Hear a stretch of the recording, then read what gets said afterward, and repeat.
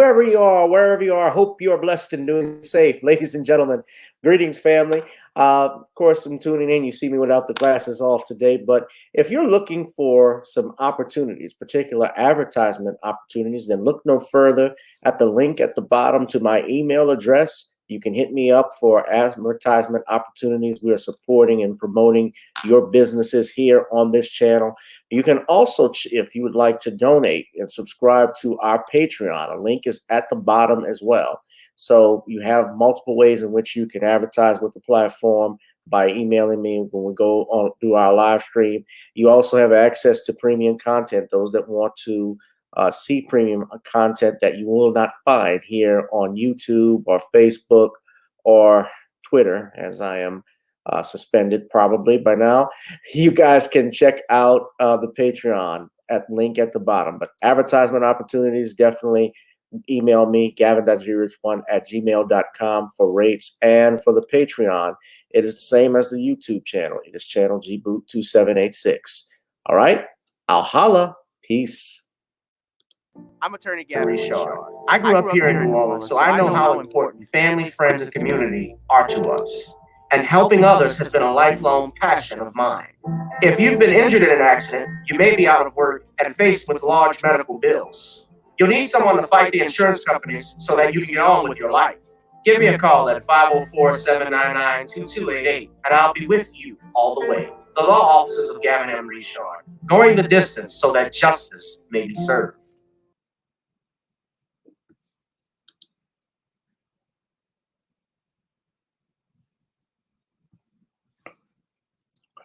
Whoever you are, wherever you are, I hope you are blessed and doing safe. We are live. We are live.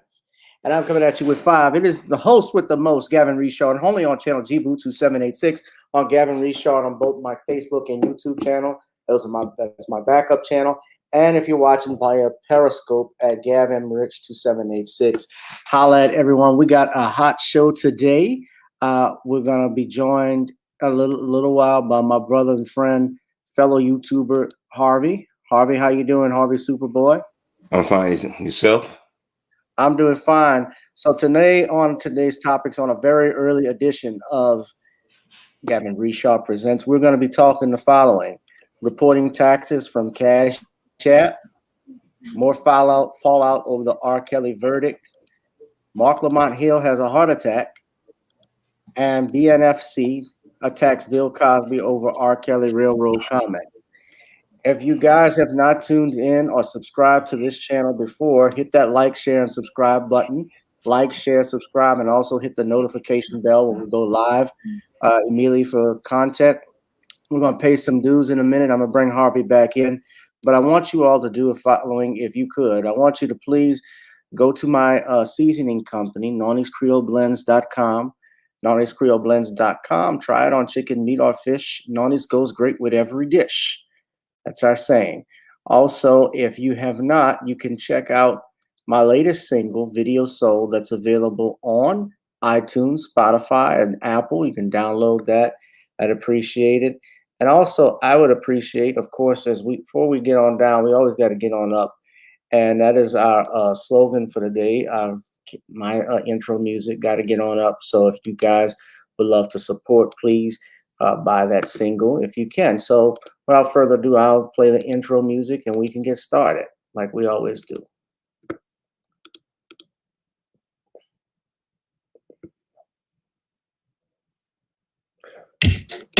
Girl, come on. Gotta dance to the beat, because on the dance floor is where we're Show me what you got.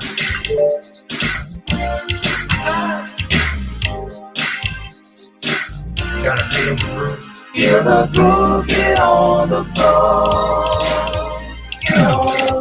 Right now the party's wasted. There's nothing much to do. But once the groove gets started, tell me, what do you have to lose? Just look into my eyes, girl, as we glide across the room. And what's to my surprise now? The beat takes hold of you. Now if you feel like I'm feeling, come on baby, let's start dealing. Time to get this party started. Ain't no time for the broken-hearted. When we really takes hold of you, there's only one thing left to do. Cause the beat is really moving. Time to feel your body moving. Gotta get on and move your body. Cause the beat is really moving. Start to feel your body moving. Gotta get on and shake something. Feel the groove, get on the floor. Get on. The DJ play the way style. Rock steady in the mood. Put on earth, wind, and fire. Tonight we're gonna groove. Show me how you do the four corners. Electric slide too. Hit the bus down. I'll do the body hop, baby. It's really up to you. Now if you feel like I'm feeling, so come on, baby, let's start dealing. Sometimes I get this party started. Make a broken hearted. When the rhythm takes hold of you, there's only one thing left to do. Cause the beat is really moving. Time to get your body moving. Gotta get on up and move your body. Cause the beat is really grooving. Start to feel your body moving. Gotta get on up and shake something. Feel the groove, get on the floor. Get on. It's been the best year of all times. We've been dealing with death, the pandemic, racism, bad policing, and all the bad rhymes. But like Uncle Snoop said, if you bring so if you're ready, I need you all to get on up. 2 and 3 and 4, get your butt on the dance floor. 5 and 7, jam up on the all.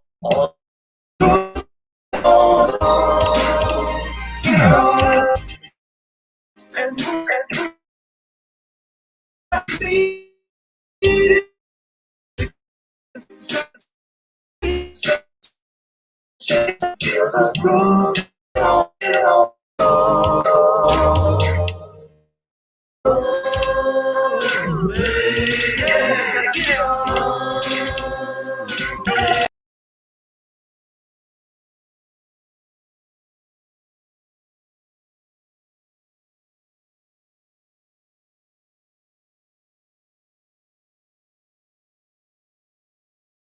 Get on the floor. Got to get on up. What's up, everybody? Welcome to another edition of Gavin Richard Presents here on channel GBoot 2786. Hope you all are blessed and doing safe.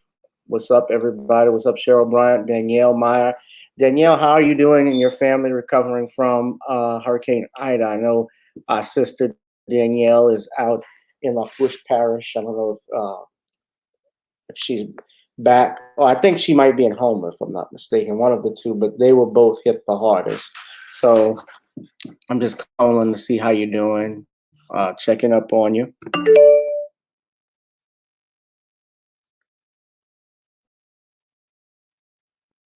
Okay, I was just trying to see if someone else was coming in. What's up, everybody? Go ahead and get started. But yeah, y'all download single to get on up. Most of what I hear is everybody likes songs, so that's always a good thing. You know, I got more music coming. I'm never stop creating. You know how I am. And I have here also want to just put this up because I'm flashing this in the comments. This is fair use for anything coming up. Because, you know, I get hit with these bogus copyright strikes, even from my own damn song that I've written, but also from, it's set automatic, so maybe I should say bogus, but I had a copyright strike for my last show on Tuesday on Facebook because by the Disney Corporation. And of course, I think you guys know Disney owns, of course, practically every damn thing. everything on television outside Viacom, CBS. But they control, for purposes of this conversation, The View and ABC. So they're the producers over there at ABC News. And I got hit with a bogus strike there, obviously, for sharing or commenting on why Sonny Houston hosted and Ava Granero, I don't even know what her name, Ava Navarro, were taken off when Kamala Harris, Vice President Kamala Harris, was on The View, and right before they were supposed to speak up. So shout out to Big Black Voltron Reloaded. Salute to you too, brother, and the mods. Yes, Danielle. So you said everything is coming along well. Most of the schools are reopening next week, but we're still without internet service. Yeah, Anna Navarro, I said it correct.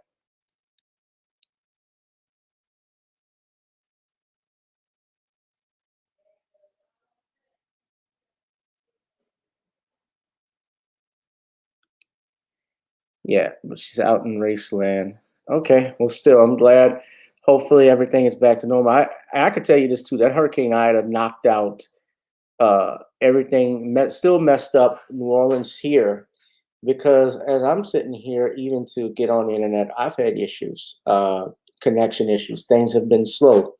I've noticed since the storm passed, things have changed with regards to that, as far as Wi-Fi connections and services. So like, I can still connect to the Wi-Fi, but my speed for everything takes so damn long now.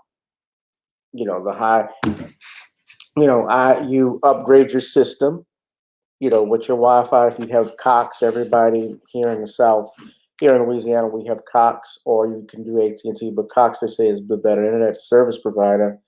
And their broadband, their broadwidth has been real slow as of late, and blame it on the hurricane and stuff. And that's been happening everywhere. I know they had issues restoring services to other communities. Even Jefferson Parish was complaining about it. When Jefferson Parish complains, then you know you fucked up, because that's white folks there, Republican white folks. So anyway, let us bring on my brother and friend. Yeah, that's going to happen. Let us bring on, from your world, Harvey Superboy. I want to see if Harvey is there. I know you have to step out. Harvey, are you there? Yeah, I'm here. All right, good afternoon, sir. Good afternoon. All right, how you doing today? I'm great. I'm great. Just taking it day by day. That's all we can do. Let's get started. Thank you, Harvey, for joining me on this day, especially early in the afternoon. Normally, guys, I would come on in the evening. You'd see me or Sean here, but I am going to go see the Venom premiere later tonight, so I wasn't going to be available, and it's date night, so as we say. And Harvey, thank you for joining me on early edition of Random Topic Thursdays. So. And thank everybody in the chat for joining in. So if you're not here, I see the regulars like Black Mama. I know she might not likely be here, but she's working, and a few others. And Sean, of course, is busy as well. So I'll try and be back on the regular schedule next week. But let's get into it, shall we, Harvey? Yeah. Okay, which one should I start with first? I'll do it. Okay. Marc Lamont Hill, or Marc Lamont Hill, as I call him, Moist Lamont Hill. I am. Let me start over. Let me preface my remarks. I am not. Marc Lamont Hill went in for surgery to fix his Achilles tendon, and after successful surgery, from what it's reported, he suffered what's called deep vein thrombosis, which means a blood clot formed in his leg and traveled up to his body, through the body, through the lungs, the heart, and caused him to suffer what's called a mild heart attack. He actually took to Instagram and posted this post from the hospital bed. He said, "I am at home recovering after a rough week after my successful Achilles surgery on Friday. I was rushed to the ER on Saturday after suffering a mild heart attack. Turns out that I had DVT, which caused a pulmonary embolism. It's quite deadly. Blood clots nearly completely blocked my lungs, prevented blood flow to my heart. The doctors told me I was very lucky not to have died. Fortunately, I received excellent medical care from the team at Temple University Hospital. The doctors accurately assessed my condition and removed the clots. My body's worn out and sore, but I couldn't feel more grateful to be alive and on the path to full recovery. Blah, blah, blah, blah. So,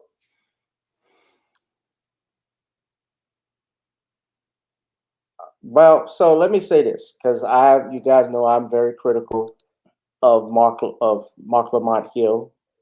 The things that he has done and said in the past, not just regarding to his take on Bill Cosby and what he tried to ambush Judge Joe Brown a couple of months ago, but things he has said in the past about Dr. Francis Cress Welsing, about Malcolm X, where he tried to incite that Malcolm agreeing with that guy, Martin Bamble, that Malcolm was gay, and just his issues, I think, with black masculinity.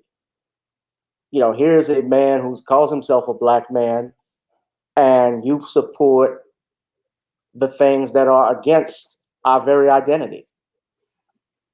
Having said all of that, I don't take pleasure in the fact that he almost died or that he's sick. I don't take pleasure in that because there's no coming back from that, and I wouldn't do that. But as Queen of Shakur said early on her broadcast, because she was talking about Marc Lamont Hill, she said perhaps that this might be something that, when Harvey gets sick or they go through a traumatic crisis, they come out different, than what they were. So I don't take joy in Marc's heart attack or pain or his family suffering. I don't take joy in that. But I wonder if, will this change him as a person? That remains to be seen. But I will say, yes, I'm happy that he's okay and he's not dead. But Harvey, I'll let you talk about this, and we can go from there. Well, I like you don't take pleasure in somebody's sickness or poor health, Right. because we all are human. We don't know when we're going to leave this plane of existence and how we're going to leave. And when we start getting up and hit 30, our bodies change. You know what I mean? Right. So we're a lot closer to leaving than staying. That being said, Marc Lamont Hill has said a lot of egregious things over the years, and a lot of people called him out on it, and he's gone further deep into that well. And he does have issues with his masculinity and other black male masculinity. Watching him on that so-called black news channel and the other people on there, I'm gonna be honest with you, I had to see the change before I assumed the change, because Dr. Francis Cress Welsing wasn't even dead 30 minutes, and the man reported he was throwing her under the bus, being very disrespectful to her memory because she predicted something way back 1968, 69. You know what I mean? Right. And he actually got confronted by I think Professor Smalls, who confronted him on that. And he's apologized, I guess, for his timing and saying that. And he said he shouldn't have done that. But I don't believe how long it took for him to do that. Look how long it took for him to do that. Most, like me and you right here. Me and you don't agree with him, but we can sit out here and take pleasure in the man's pain. You know what I mean? I mean, when I was informed about his heart attack, I could have easily got up and made a video and started saying, haha, I told you this is karma. I didn't do that, because we gotta show the people who listen to us that we're bigger than that. But at the same time, he had to be the one to make the change. Right. I don't know if he believes in God or whatever he believes in. This should humble him. It really should, because he's disrespectful to the elders. He'll stand up for everybody else but his own community. He'll do that black thing every now and then, like Don Lemon do every now and then, just to keep those who are not informed or those who easily manipulate think, oh, he's really down. He just misunderstood. The man took pleasure in one of our elders being ran through the mud. He took glee in it for the last 5 years. And like I said, there might be people out there saying, hey, tough stuff. People have heart attacks or blood clots every day. I'm going to be the bigger person and say I wish him the best of health, but I do not believe he's going to change. Yeah. It remains to be seen. Change starts at home. Change starts at home and within. And, I will say this, like Richard Pryor even said, them heart attacks hurt. That's something you never want to go, you don't want to go through. But, when Richard Pryor was talking about don't breathe when he's walking in the garden, don't breathe. Don't breathe, motherfucker. Okay, I won't breathe.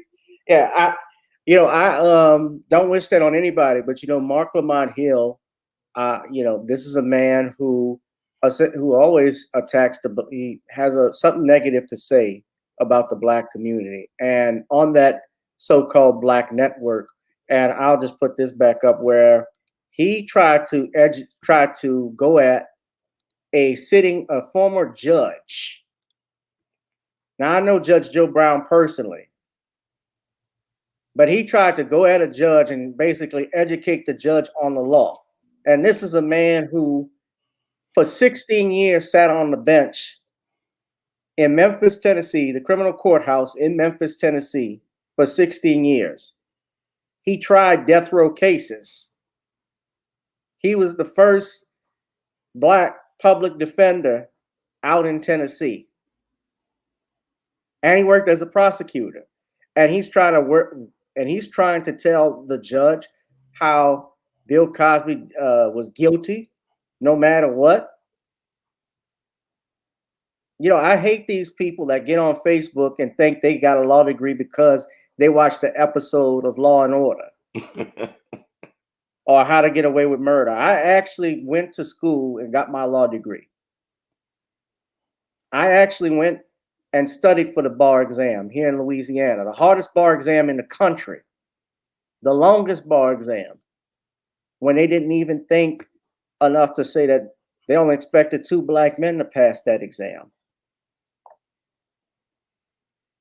These people have, if you hate Bill Cosby, you don't like him, you think he's an asshole, and that's what I'm seeing mostly, especially with these convictions that we're seeing. People are reacting from an emotional basis. And Hill did that. Hill did that in this, and I'm going to play the clip. I've played it before, but just listen to this. I want to commend this Howard Dean for being forthright enough to speak out on what the reality is. And I would suggest that they need to strengthen the breadth requirements at Howard University so I don't see such ignorance coming out of this profoundly historic black university. My father went there way back in the 40s. Well, there's two things going on at once, though, Judge. That I have heard come out of that place lately. And if so, Judge, I think there's two things happening at once. Justice, they ought to. So, Judge, I think there's two things happening at once here. And I think, on the one hand, many of us are legitimately aware, and myself included, that the criminal legal system doesn't give equal outcomes to everybody. Folks, men, when it comes to get the absolute worst end of this. And the Bill Cosby case is an example of a prosecutor who was dishonest. Bill Cosby absolutely, if he's told that you won't be prosecuted for giving this deposition, and then he gets prosecuted, that is a violation of his rights, and that is a violation of due process. On the other hand, right. But should be disciplined. So there's that. So there's the other question that people So then there's this other question that people though have, Judge, which is a legal question. I mean, which is not a legal question. I think those two things, to some extent, are getting mixed up. And the non-legal question is about whether or not Bill Cosby actually did harm. Legally, you can say he's not guilty because the not guilty stands. American law, there is an absolute presumption of innocence until you are proven guilty beyond a reasonable doubt using due process of law. If there was no due process of law, that presumption of innocence does not remove itself, and there is no valid conviction. If there is no valid conviction, that presumption of innocence stands as a rock for to keep the government from acting in a dishonest fashion and using its powers for persecution. Now listen to Harvey. I'm gonna stop it, but you heard what the judge just said right there. That it is that presumption of innocence stands as a rock, and it is there to prevent the government from persecution. Now that statement that the judge made, I want everybody to keep that in mind because that plays a role in what we're talking about, and we'll be talking about a little bit, and what I've been talking about with regards to this Me Too movement and Bill Cosby, and also this past week what happened with R. Kelly. It is not about whether I think they are morally right. You can be morally depraved, but legally innocent. That's how the law works. I'm not looking at, he wants to judge someone morally, talk to God. Although, yes, our morals and law do intertwine with each other. You're not judged in court for being a good or bad person, right? Mm-hmm. You're judged on whether you broke the law. So this is what the judge is saying, but you have Marc Lamont Hill trying to argue with him. So Dr. Cosby, because of the due process, he hasn't done anything. So under American law, the accusations are just that. They carry no weight other than accusations, and they must be proven using due process beyond a reasonable doubt. If they have not been, then they are essentially worthless, just so much talk. So I think we're on the same page. So I think we're on the same page with regard to the law. I think part of the challenge, and I sent out a tweet last night that you responded to. I'm going to pull it up. It says Bill Cosby is not innocent. He has not been exonerated. His release means that Cosby, a sexual predator, was incarcerated within a criminal legal system that has as little regard for its own rules and procedures as does Cosby for his victims. And you responded. You said he hasn't had any. Now you heard how stupid that sounds? Yeah. Yeah, see how stupid, and let me go back, and we're going to tie it in, and I guess I can move on to this topic. Someone says I got a lot of echoing going on. Hold on. Harvey, can you hear me? Yeah, I can hear you. All right. Does it sound like I'm echoing on my part? It does. I think what it is, wherever because I mute as soon as you play the clip, I mute my mic. Maybe you had to mute your mic because it's picking up the audio from your computer. So yeah, that's what it is. So let me mute my mic, and I'm going to play the video back. But Harvey, we're going to talk about this. I'm going to talk about this in this next. This is perfect to talk about this because this is going to lead to our next topic, and you already know what I'm talking about, Harvey. I'm going to finish the video, but then I'm going to move on to another video. And I call it BNFC for a reason, and you'll see why. But I'm going to finish playing the video. I'm going to mute it, and we can talk, Harvey, if you want, about this Judge Joe Brown video. No problem. Is a baseless accusation. It has no weight. So under the law, I think we're on the same page again. But part of the problem is in the 4th and 5th grade, not law school. American law means when somebody makes an accusation, that's all it is. It has no weight. If there's probable cause, you have somebody answer the complaint. But if you cannot find someone guilty beyond a reasonable doubt, they have done nothing. They walk out of there with their presumption of innocence intact. How clear can that be? There is nothing to answer. I think that he had a right to remain. I think that part is silent clear. No, I think that part's clear, Judge. Let me move the conversation forward. Burden of proving his guilt. It did not. So he stands. Right. So I guess right. So what I want to do is just move the conversation up a little bit. I think you and I agree that legally he's not guilty, that legally he doesn't have any burden of proof. The state does, and it hasn't met that. Legally, his rights were violated. We're on the same page about that. I'm saying the legal question to me is rock solid. But I think what was happening yesterday was people were conflating those two things. They were acting as if because the state didn't meet its burden and because he was released based on the fact that he didn't get due process, or his due process rights were violated, that was somehow proof of the belief that many people had that Cosby was actually not just legally not guilty, but actually didn't do anything at the moral and ethical level. And hold on 1 second. I just want to place. Okay, go ahead. Oh, no, hold on. Let me place the question to you. So I guess what I'm saying is, can we hold space for two ideas at the same time? Can someone, under the eyes of the law, be completely not guilty? And at the same time, can we have a public conversation? Because I know you talk about culture, you talk about our community, you talk about values. Can we also talk about the fact that someone can be doing great harm and even be a predator at the same time that legally they're all the things you just said?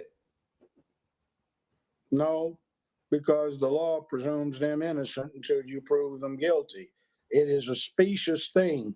That's part of this new paradigm where everybody gets a trophy, a participation ribbon. Nobody's feelings get hurt. Freedom of speech gets restricted if somebody feels uncomfortable or undelighted by what is being said. That's not our reality. So let me ask you a question. When George Zimmerman killed Trayvon Martin and the jury found him not guilty, do you feel that the black community should not have continued to express outrage and call George Zimmerman a killer because under the law he was innocent? They should express outrage with themselves for lacking such political influence in the selection of the district attorney or in the even weight assigned to them. See, the rules are the same, but from my perspective, I think of all the black folk that have called me over the last 35 of jury service, all of the black folk that voted a handout where you've got a racist idiot on that handout for judge and they don't even pay attention to who's on the ballot. I think of all of the black folk who don't go out and vote for sheriff or effectively for mayor or for the district attorney and complain about it. See, when you have an opportunity to do something about it, do it. And see, most of the people that are off in the penitentiaries are not in there for playing Robin Hood. They robbed from their neighbors, burglarized their neighbors, killed their neighbors, raped their neighbors, sold poison to their neighbors. And the other thing is, it's not guns. It's not any excuse. It's we have got a lack of manhood and masculinity in our neighborhood. All right. I'm going to pause that, Harvey, but he breaks it down completely, and there's more to the video. I won't play more of it. But if you want to talk about Harvey, you can. I got some news that came across my wire, and it's leading into this topic we're talking about. But if you want to give a brief comment on it, Harvey, you can. You know, for a so-called educated cat, Marc need to understand, ever since we were little kids, we heard the term innocent till proven guilty. Right. And if you can understand that basic concept as a child, I don't know how you can miss it as a so-called educated adult. Marc Lamont Hill got personal issues with Cosby. It extends back to a speech that Mr. Cosby gave. We call out a certain section of our community, the very same people that Marc Lamont Hill wouldn't piss on if they was on fire. You know, my thing is this, is that he believed that every woman that claims that they've been attacked or raped are telling the truth. You and I know damn well that's not true. But the thing is how disrespectful and tone deaf he was to Judge Joe Brown shows what kind of individual he is. This man has been a judge for over, or had legal expertise for over 50 years.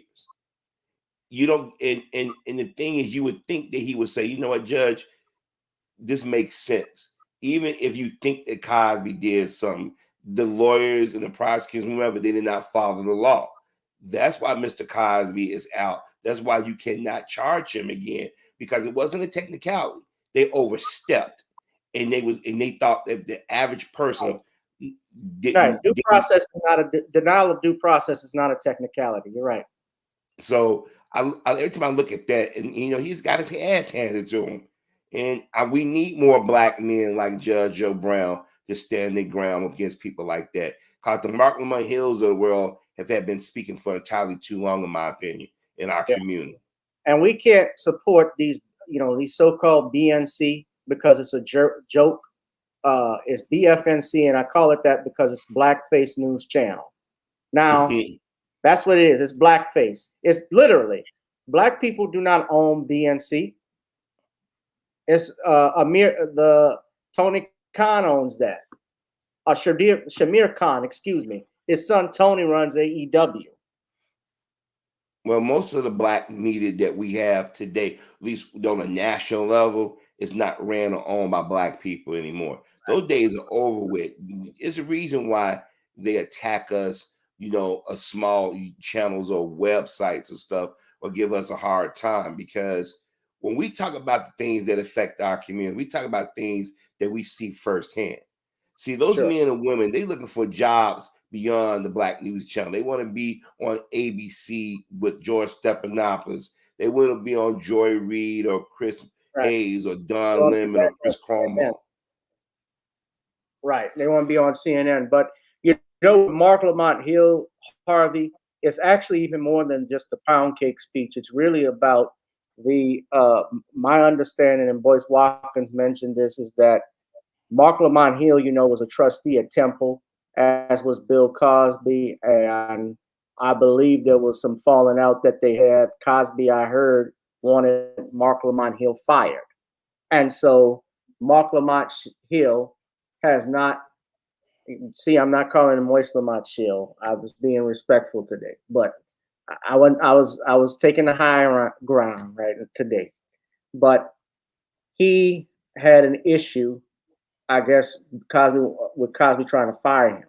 Now, why I have how BFNC attacks Bill Cosby, it wasn't just BFNC, Blackface News Channel. It was also Jimmy Kimmel.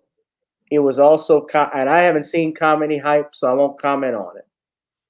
But I think, Harvey, you may have seen it. Because I know Pierre. Okay, I never bothered to see it because I knew what was coming. Like you should never know when you watch news what is going to come from the commentator. If it is, that means it's scripted. If I know immediately what you're going to say, there's an issue. That's how I always looked at it. And I'm going to play this clip, courtesy of TMZ, and put that fair use disclaimer up for me, guys, the moderators, as I do this. What do you think is Bill Cosby personally thought about this R. Kelly situation? We talked about it today. And the first thing he said, he was like, look, the guy was railroaded. As he said that Gloria already did the same thing that she did with him. You parade women out and you stir up the public sentiment to go against him. And that's what they did to R. Kelly. My client conviction was vacated by the Pennsylvania State Supreme Court because they saw the truth. And what we see in America today, with R. Kelly, is an assault on black men. And this is an assault on successful black men who are doing great things. So when we see like those R. Kelly fans that are sticking by him, hoping that maybe they look at R. Kelly, or they look at Cosby's case and say maybe R. Kelly can get off. Maybe there'll be something. Well, look, do you see that happening? I see R. Kelly having a strong case on appeal. And I think when he gets to the appellate court and he gets to the highest court in the land, I think we'll see a conviction overturned. I think it's unfortunate that this man, even before he was ever brought to trial, he wasn't given bond. He had to sit in jail. We see Harvey Weinstein, who was out on bond. We see the black and white issue. We see this cancel culture issue in America. We've seen it, and we see the assault on successful black men who have wealth. And that's what we're seeing today. And I think what black people have to do and fans have to do is say no to Gloria Allred and her racist tactics. We see she went after Shaquille O'Neal, Tiger Woods. She only go after black men who have money and success. Now, Mark, since these comments, okay, and I thought why, and I'm going to address why I said why it was Andrew Wyatt was off code on this one. He wasn't wrong with what he said, but you got to be careful when you're on TMZ and they're putting a mic in front of your face. They're looking for something on your client. They're looking for something on Cosby. They want to attach him. They want to attach themselves to it. So let me play. Okay, so you saw that. Now, there has been backlash, and this happened. This is again from BFNC. You can see Ed Gordon Jr. and cousin It from the Addams Family to your left.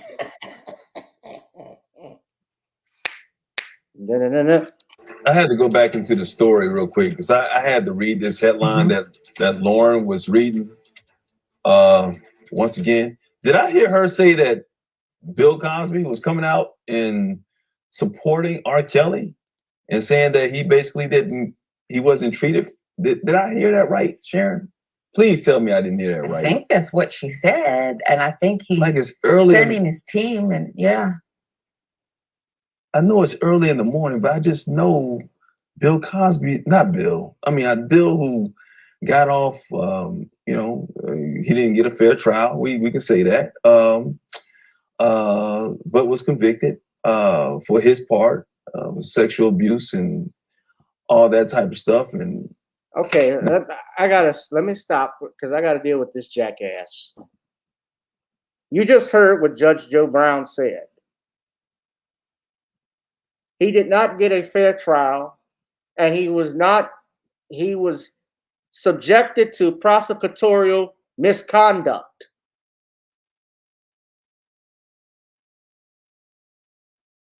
And you're still, let me finish the video. Now he's coming out. I mean, sometimes you just gotta just don't comment. I understand everybody's got a right to your opinion. And I'm the last person to say, especially when it comes to entertainers or athletes, just shut up and dribble or just shut up and entertain us. How about you shut up and get off the air? I don't believe in all that type of stuff. But when you say stuff like this, are you kidding me, Bill? Man, just live your life with your wife, Camille. Eat your pudding, pipes and pops. I don't even know if you got a lifetime supply of Jello still, man. But just leave this one alone. This is like OJ trying to give advice to somebody who just got convicted of murder. Just don't do it. I'm pretty sure he does that too. OJ's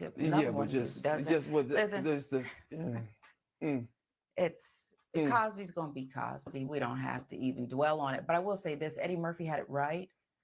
Remember when Cosby, the godfather of comedians at the time, was criticizing Eddie Murphy and others for using the N-word and all that cussing in their acts, and he had a problem with it. America's dad and the godfather of comedians. And yeah, his acts were still pretty hot. Remember, he had, he released films and all kinds of stuff. It was very popular. America's dad.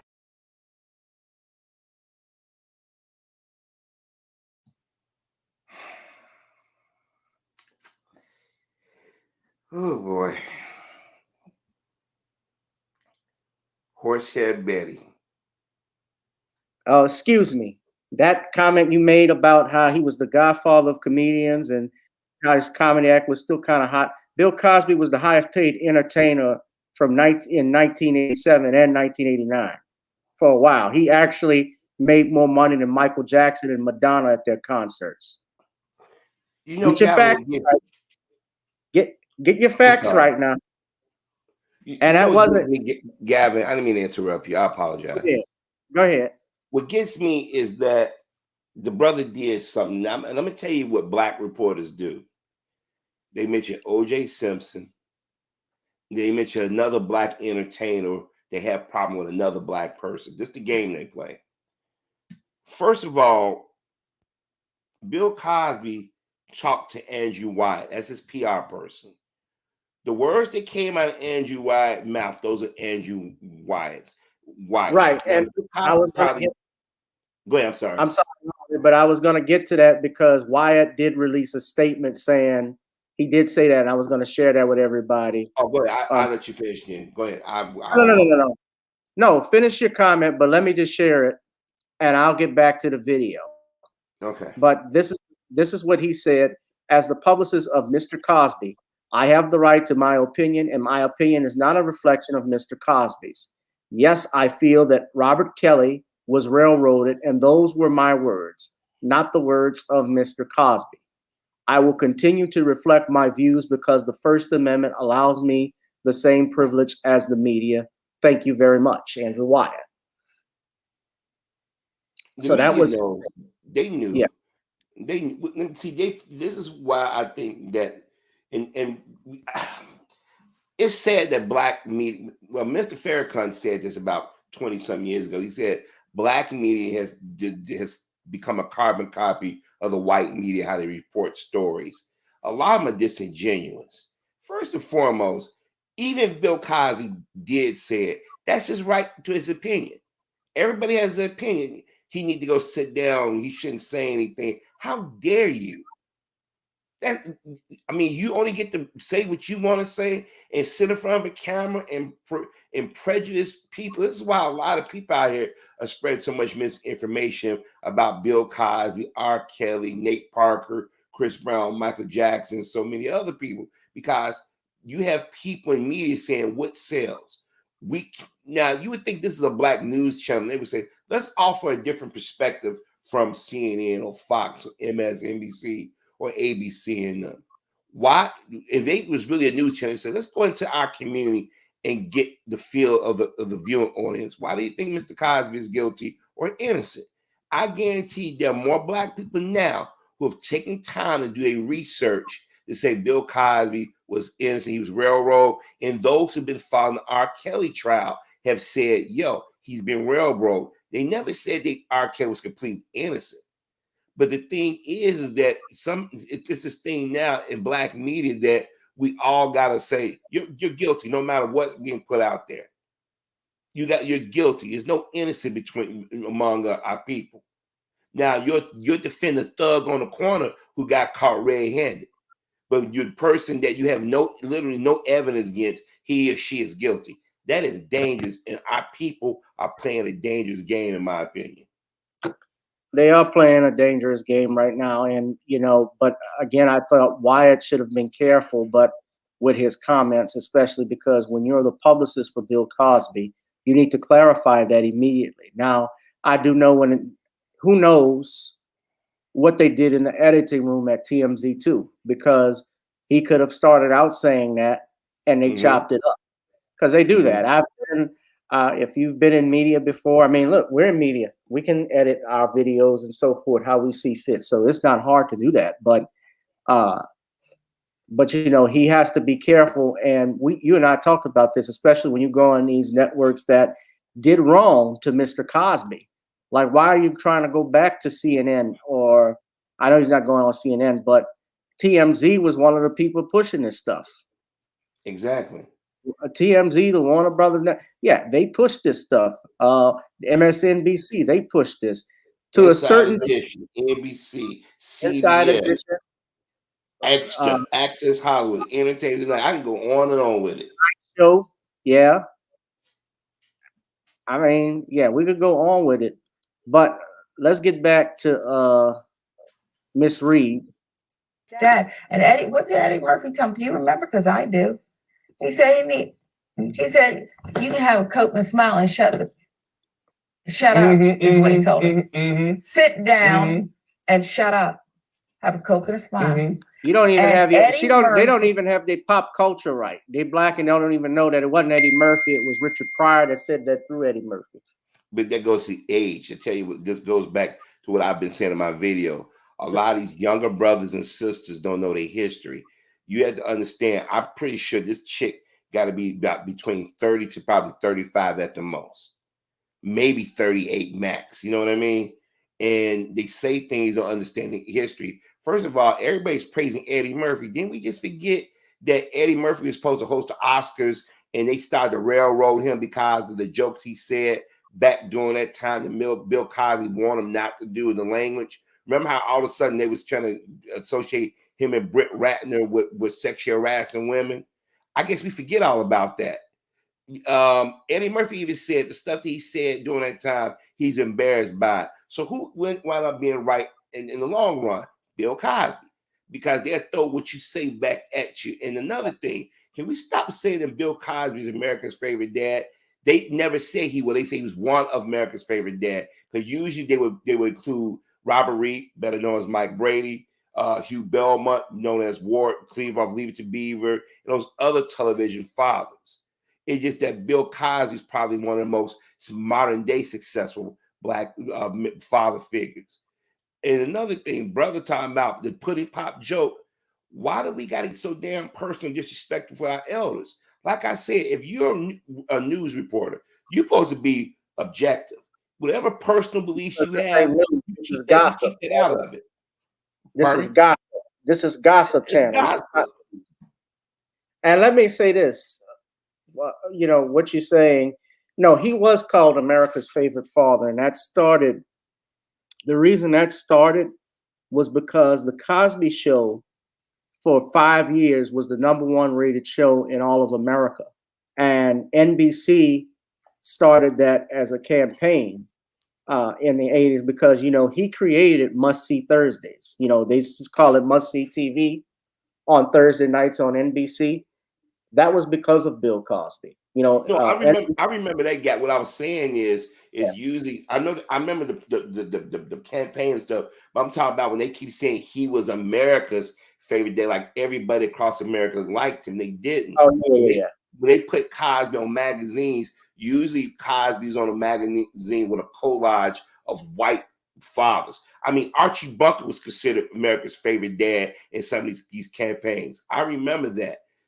See, this playing fast with history. This is why I keep telling y'all in my videos, control your dollars, know your history, because so many people get history manipulated. Now, do I remember everything? No. But when I point out to an event or what they were saying, it was done on purpose. Now they make it like, oh, everybody loved Bill Cosby. No, everybody didn't love Bill Cosby. Because remember, Fox tried to take Cosby down with The Simpsons. CBS tried to take Cosby down with The Flash TV show.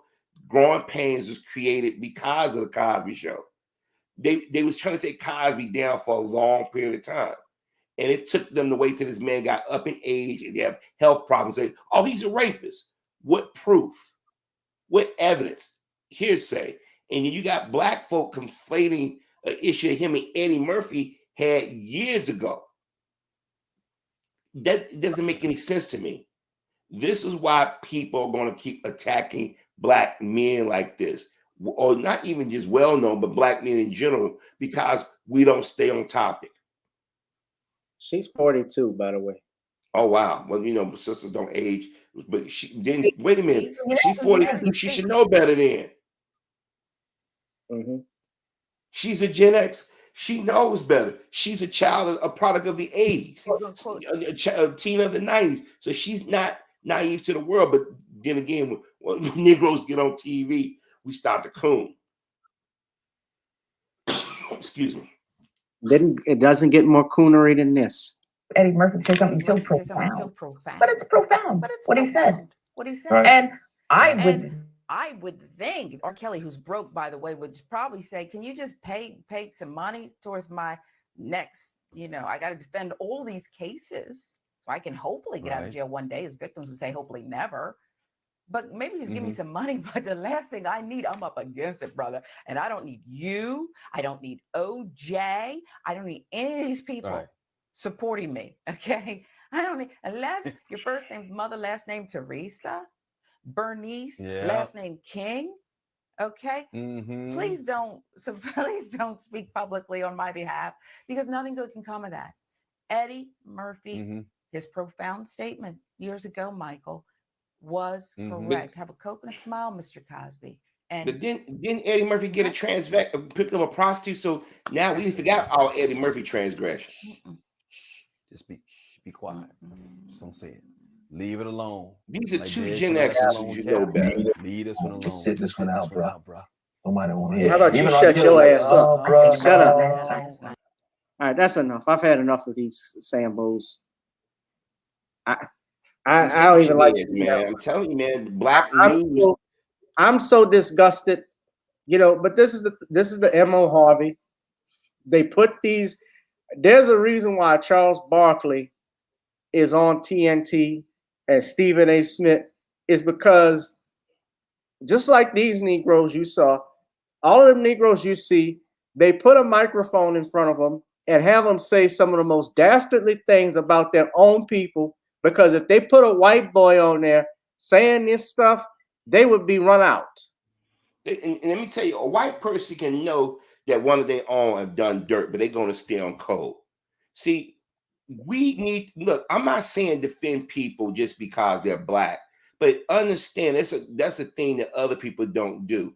We want to get pat on the head so bad, we'll start saying, this person should speak. OJ got the right and wrong to speak. If you don't like OJ, that's your business. If you don't like Bill Cosby or whomever, they got a right to speak just like you do.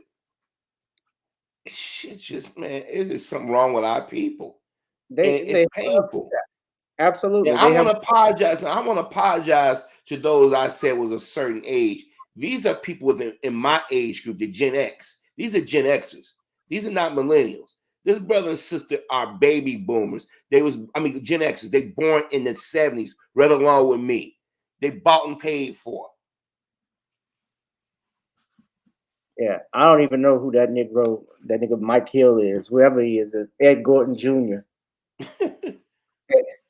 Yeah, him and you got cousin It there. Yeah, that. I mean, they try hard to please a demographic. This is supposed to be geared to the black community. I mean, these people are so vocal about Cosby and Kelly. The teachers that we find out every week that mess with our children, or the clergy that mess with our children. Crickets. Right. They swept that under the rug. Yeah, and I mean, look, they're going back on Bill Cosby from 1974. He's got this civil trial that's still going on. And, that's why I say, too, Wyatt needs to be careful because they're not necessarily out. They'll use the words against him, and they're not out of the woods as of yet. But, yeah, so whenever we see, I thought, actually, Sharon Reed is not a bad-looking woman, but you know what? No, she's a beautiful sister, but I mean, she's not a coon. No.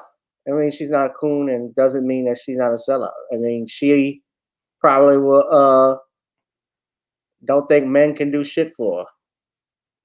That's why when they get old, they be alone, like, nobody loves me.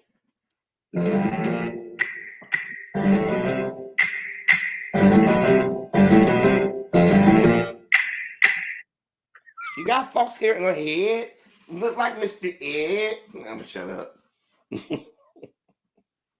That's what I think. Yeah, no, but it doesn't mean they can be a coon. They got fine women who coon around. Yeah, I mean, don't get me wrong. She's a beautiful sister, but even he's married to Cynthia Bailey. I mean, it's sad that we've letting the white media tell us that who was guilty. I thought it was presumption of innocence proven guilty, and this gets me that they keep saying the sheer number of women. How many stories have been proven where white women have got caught lying? And the thing is, have we not been calling this phenomenon of Karen? Like every week we got a new Karen that's getting in our face. So you think that they wasn't around back when Mr. Cosby and them was doing his thing in the 70s? I mean, use logic. So we think that racism started just recently. But back in the 60s and 70s, it was no such thing as black men catching hell. The logic our people use is just, oh boy. But then again, we send our kids to school to get taught by them. Yeah. I'm sorry, I don't want to go on a tangent. I apologize. there's a delay because people are now laughing after I played the Adams.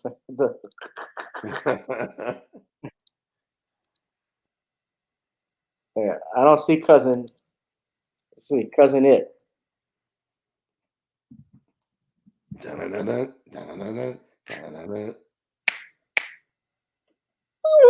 What's it on the head? She like cousin it. Cooking smell. I prefer between her and Pam Oliver, who comes out like Chewbacca. But I think what it is now, Gavin, I think our people are just afraid. I really do.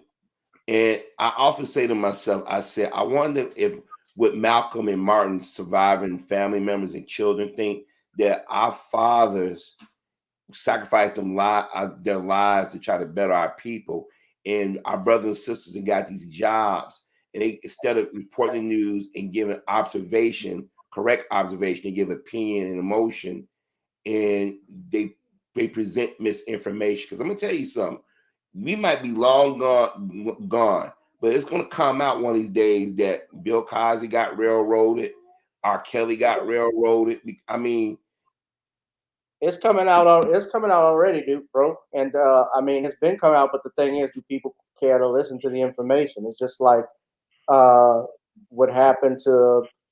It's the same situation that happened with Shepard versus Maxwell, Sam Shepard, Fatty Arbuckle, even OJ. I mean, OJ's been acquitted for over 25 years. We're still talking about him being guilty. Michael Jackson's acquitted. We're still talking 20 years to be guilty. So people are going to keep going. You know, they're not going to stop in what they believe. You know, F. Lee Bailey, who just died, who was OJ's lawyer, he has a book I've been reading where he breaks down how OJ could not have committed these murders, but he got railroaded. You know, he actually lost his law license. He lost colleagues, and he lost friends as a result of the O.J. Simpson case. Do y'all know that? I actually reached out before he died to do an interview with Mr. Bailey. I didn't know that he was sickly, and I was very close to getting it, and unfortunately, he had passed. But I'm happy. I'm going to try and reach out to his partner because I think she helped him finish and follow up the book. I love to have her come on. So, hold on a second, guys. We're going to say she looks funny to you. Stop it, that music. Oh, come on. It's Halloween, guys. Sweet. Tree. Boom, boom, boom, boom, boom, boom, boom, boom, boom, boom.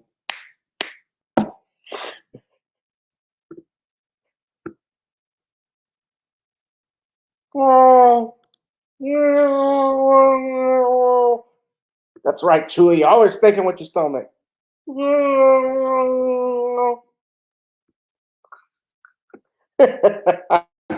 right, I'm gonna stop. Seriously, Harvey had to step away for a minute.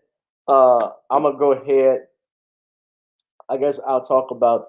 I'm gonna wait for him to come back on, but I want to talk about this next topic: is reporting taxes from CashApp.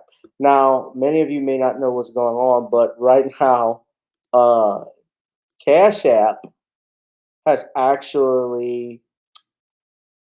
Well, it's not CashApp, but under the Biden administration, a new act was passed, as you may be familiar with, called the American Rescue Plan Act of 2021.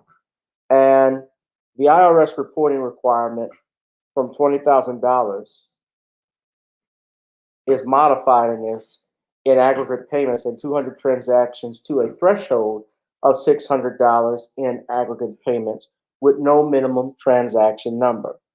So the law is to be in effect on New Year's Day of next year, and reporting using third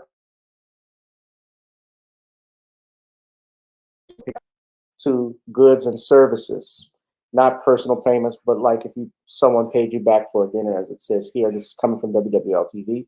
So A tax law professor out of Georgetown University says this proposal does not change what is taxable or what is deductible. It merely seeks to achieve more honest reporting about what income is received and what deductible expenses are made. Now, the law has not changed as far as what's taxable and what's not. Obviously, if you have income already, I mean, I was reporting with CashApp because I have done business in my law firm. People who hit me up want to pay me through CashApp or Zelle or PayPal. And so that has happened. But so that law hasn't changed. But what they're trying to do basically is make sure, I guess, what income is taxable is received. So what's going to happen is that you're back, Harvey. I can hear that breathing. So what they're going to do is send 1099 forms out to app users who receive more than $600 in transactions. So this is also coupled with the fact that, I don't know if many people know this, but the Biden administration has also passed looking into trying to enforce new legislation when it comes new laws and orders with the agencies in regards to banking transactions, where they want to monitor your banking statements and so forth. If you have transactions over a certain amount, which they technically do already, but I believe he's enforcing it even more. I'm gonna tell you something. I'm gonna tell you where a lot of this started from. The last, maybe probably 10 years or so, you had a lot of people doing these GoFundMe type things, and you had some people take advantage of other people, raising money, lying about their situation and everything. And, people realize a lot of money has to change hands. And what happened is a lot of this money is not being taxed, and everybody is bitching and moaning about the poor people who do this, but they ain't worried about the rich people. If I was Americans across the board, I'll be angry about this, because you got a lot of people that get a hustle and who can't afford to pay tax, because everybody who do get money through Venmo or Cash App or Zelle or whatever, they small time people. I mean, here it is. If somebody want to send me some money, that's between me and that person. Now the government want to get involved and control that. That's too much control. That's overreach, in my opinion. But we don't go after these corporations who are not paying taxes. I mean, Amazon, they don't pay taxes. Apple have wiggled out of paying taxes. Donald Trump for years have wiggled out and gotten tax loops and stuff. But now you want to go after the small person. But guess what? They did this in 2003 when Hillary Clinton was senator, when they changed the bankruptcy laws, because they felt that the everyday American was getting hip to the game that the rich people and corporations do every day. So now those of us who got cash apps, we either got to get rid of them, or we got to watch what donations we get, or we got to limit to a certain amount of money. But even then, they still gonna monitor us. Nah, it's not my president, Butterfly. Stop with that shit. Don't even go there. Now see, this is where I gotta call. Now see, this is where you gotta call people out. I've told y'all why I voted for Biden, because of the damn virus, because of that shot. I never said that he was going to be the savior of black folk. So Butterfly 70, F you. Sorry about that, Galvin. Oh, wait, what's going on? Y'all chill out. Hold on. No, I'm talking about what they doing government wise. And Butterfly 70 said, Harvey, that's your president. I never said that was my president. I never endorsed Biden in that way. I said that I voted for Biden because of the virus, the shots and stuff, because Trump was going to get all of us killed. But to be a smart ass and say that's my president.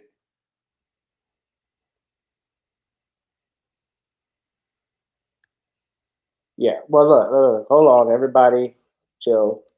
All right, Butterfly. Yeah, Harvey. Yeah, I've heard Harvey give his reasons why he voted for Biden. And look, I have family members just like everybody else that voted for Biden. And this was despite of all the things that he said. And yes, I even playfully tell my parents still to this day that's your president because of stuff that they've said. Uh, but look, butterflies, because butterflies is my game. So you guys please be cool. No, I, Be I fair. I mean, apologize. all the It's just that I apologize. It's just that I've explained myself more and more and more about it. Y'all never hear me endorsing Biden policies. Now, if I was endorsing his policies, then you can say, "Hey, Harvey, that's your president. You support him." I told people the reason why I voted because the guy that we had in office was racially inciting people. This is why these hate crime stuff is ratchet up, and the virus, the shot. That's all. You've never heard me praise him. Well, let me say this. Let me say that on that. And what you say about Trump, yes, Trump was doing those things. And I'm not going to get in the stuff he was saying was bad. You're right. But even with, I guess with Biden and the thing what everybody else is saying is his principles. He's actually passed laws. And you and I have talked about this. That hurt. So it's like we were, and some people to this day, I've noticed because they've been quiet. The Souls to the Polls and the Chucks and Pearls, they've been quiet as of late. Some people have Biden's remorse. Yeah, I'm not gonna, yeah. And I mean, and like I said, I apologize because they changed the subject. And see, I don't know. I'm not going to explain myself because some of our people. Y'all chill out. Look, he has a right to. Wait, I'm sorry. You have a right to. Nobody can stop you from voting and supporting who you want. Now, some people this person's calling me. I'm doing it live. Sorry about that. No, people have a right. Oh, we got him in the building. I see you, brother. Hold on, I'll get to you. Yeah, people have a right to. Yeah, you have a right to vote for who you want. You have a right to support who you want. And sometimes I try even with things. If people ask me who I vote for, I tell them none of your business because that's really nobody's business who you vote for. And I know if you say anything, even the same thing with if you take the shot. I don't think that's anybody's business whether you did that or not. That's between you and your doctor and so forth. But people are sensitive with stuff like that. And I was being upfront, being honest. What the audience saying why I thought that I will vote for him because I had a bunch of people around me die last year, friends and family, and that gets to you knowing that they was working on a cure or a shot that could be maybe mitigate some of these symptoms and stuff. And I thought about when it came out that we already knew Trump was lying because he said he knew. Remember, he said it's going to be taken care of and blah blah blah. And then you found out he knew, and they ignored a lot of things. So many people lives have been affected and still are affected by this. They politicize this, and so I looked at it from a logical point of view and said, you know what? All these politicians don't do a damn thing for the Black community because we don't know how to use our power. But I'd be damned if I let this dude get back in office again and keep doing what he's doing. Because you see what they're doing now. They're trying to blame the Black community for COVID because they can't say the Asian community no more because of the hate crime law. So you have to pivot and say, oh, we're to blame for it. We're the ones when Black people are getting more shots and practice social distancing better than anybody. Right. Well, we're going to get blamed for it regardless. We're going to get blamed for it regardless. Yeah, and they're trying to bring this stuff on us with these hate. Of course, you got now these hate crime bills that they've passed, over hate crime that he signed, and they've been more and more trying to reach out with us with these rappers and artists trying to get it. You have we can't even say vaccine anymore on this channel, Harvey, because if we say anything, we got people who are on YouTube who get so sensitive. They'll take this channel down. Not that it's the people, it's YouTube themselves. Well, I know that's why I heard, said nothing else. I would just say. Go ahead, I'm sorry. I just heard yesterday from Queen Shakur, anybody that says anything negative against you know what, they're gonna remove your channel.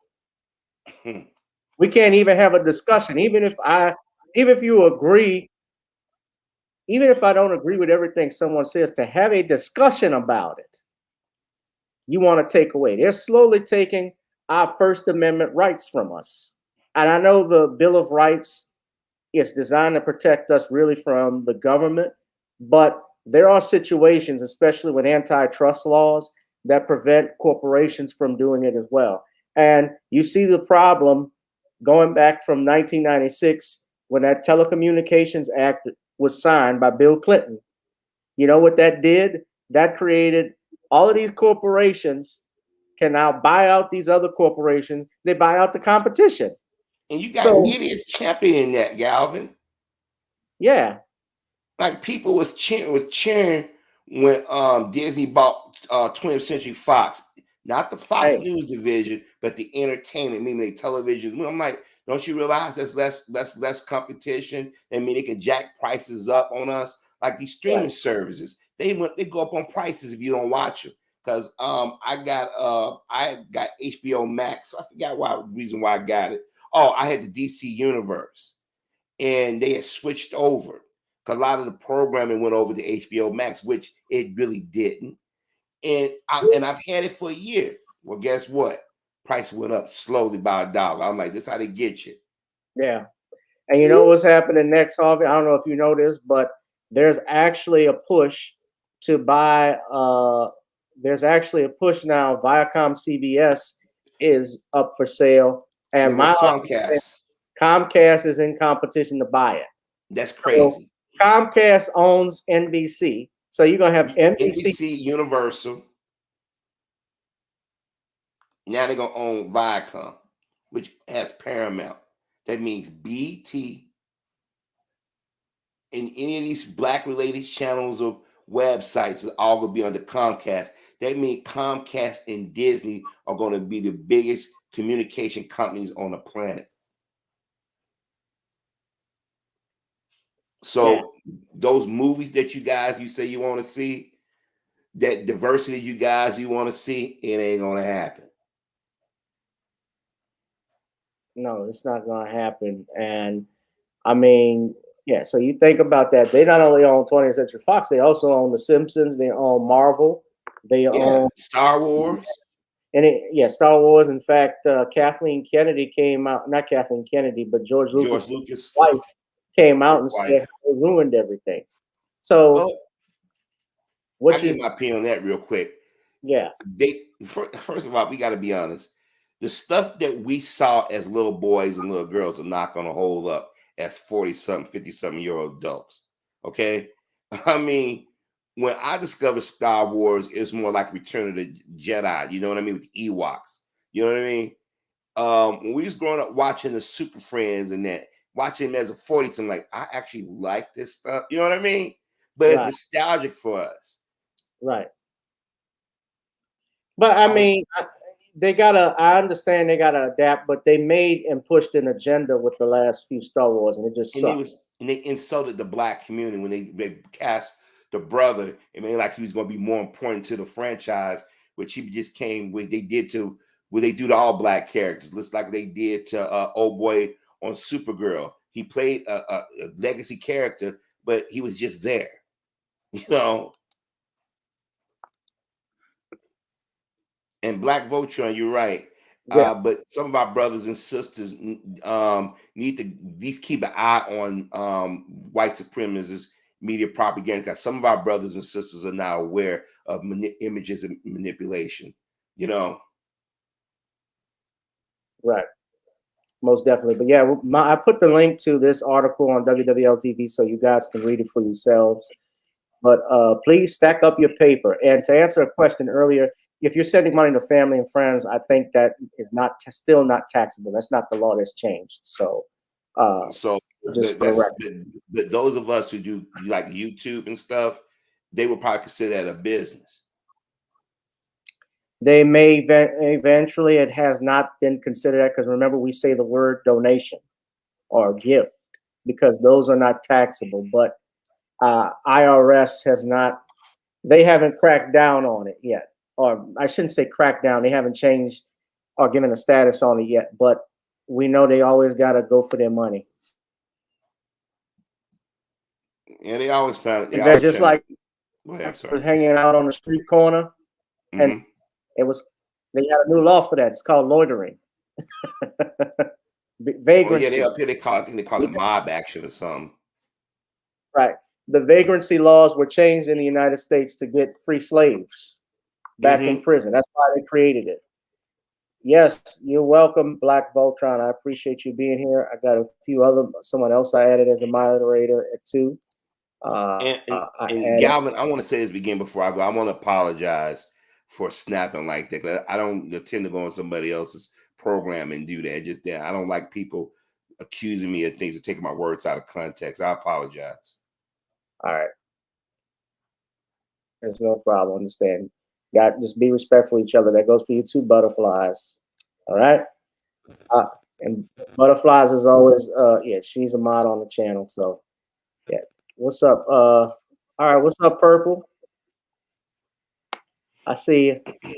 Let's go ahead. I'm gonna bring in brother DJ Tyson. Let me unmute him. DJ Tyson.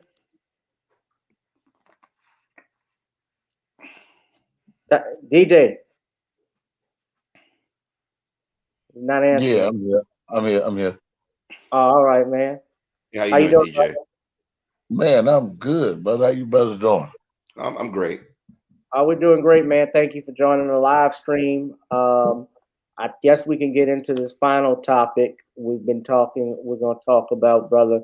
You guys, I'm sure if you have not, you need to subscribe to DJ Tyson's YouTube channel. Tell everybody what the YouTube is, DJ. My YouTube channel is DJ Tyson YTF. All right, DJ Tyson YTF and DJ. We were on Nicole's View this past Tuesday or Monday. Right. We were talking about the verdict in the R. Kelly case, and so we're going to talk more because there was a little fallout still coming from this verdict. And DJ, he has actually said, I haven't had a chance to look at the transcripts as of now, but he has, and we've talked about it, and most people, what we're seeing.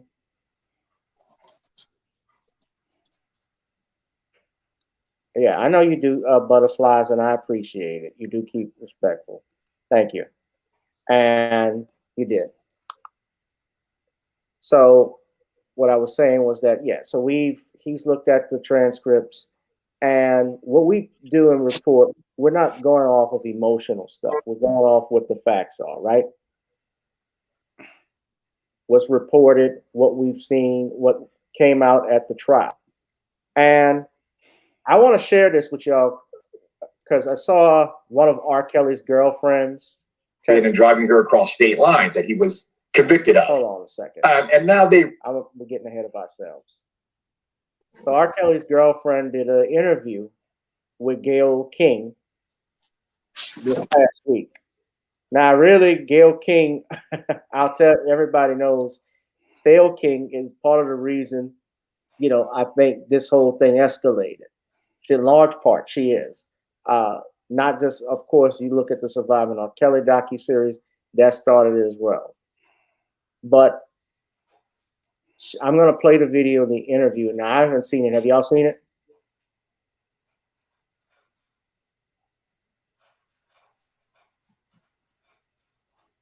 I must have a delay. Have y'all seen it, Harvey?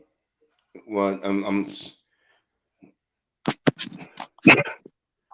I don't see anything. I just see No, I'm asking, did y'all see the video, the interview? I saw the interview this morning. Number one, that girl's 23, 24, look like she's 33 or 44. And She Gail looked bad. she looked bad. She looked better when she was with R. Kelly. Yes, she does. She Yeah. did. That money dried up, and it's showing. But what I found insulting that when she was when she was with R. Kelly, she was telling the media, "Y'all don't know what's going on," blah blah blah.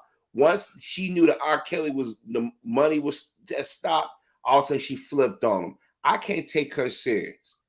Obviously, she's lying, and Gail King got a mission. Her and her friend Oprah got a mission. They didn't. Now, when Charlie Rose went through over at CBS, her co-worker, she went silent. When her former boss Les Moonves got caught, she was silent. But she got a mad off R. Kelly and Bill Cosby and them.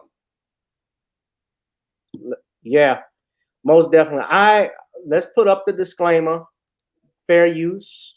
I'm listening to it. I'm about to upload. I'm about to play the video. But I want to put the disclaimer, the fair use disclaimer up so that way we don't get hit with any copyright strikes. But, even Tariq Nasheed was talking about this. You want to try R. Kelly on stuff that you can try him on with messing with kids or child porn. We don't condone, of course, we don't condone stuff like that. But you comparing him to Meyer Lansky with this charge. Meyer Lansky, John Gotti. Well, Lansky wasn't even prosecuted for that. Hell, Al Capone never was prosecuted under this. Al Capone never went to jail for murder. Al Capone went to jail for dodging income tax. Mm-hmm. That's why he's in prison. He's never been convicted of murder. Neither has Bugsy Siegel. None of these mobsters, really. But and let me go a little further and a little deeper, man. People only attack what they want to attack. We living in a racist universe, man. Elvis, he started dating Priscilla at 14 years old, and the parents was allowing that young lady to fly. She even wants to live with Elvis. Yeah. You know what I'm saying? No one said anything about that. No one took his music off the shelf. It only happened to the black people. You know what I'm saying? Because this is just a racism world that we live in, man. And the facts is the facts. But at the same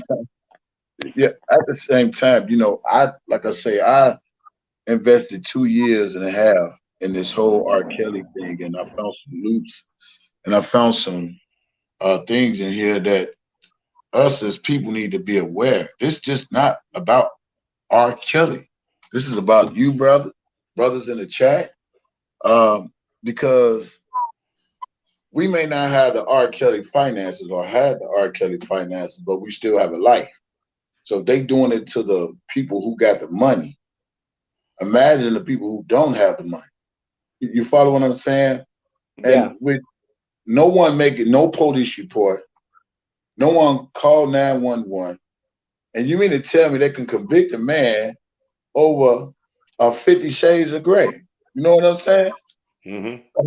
Right. Because that's all his life was the 50 Shades of Grey. Yeah, well, let me stop right now, man. I want to get to the video because I want to move on, but I want to play this video, and I'm going to pause in between, and y'all give your comments. This is my first time seeing it. So,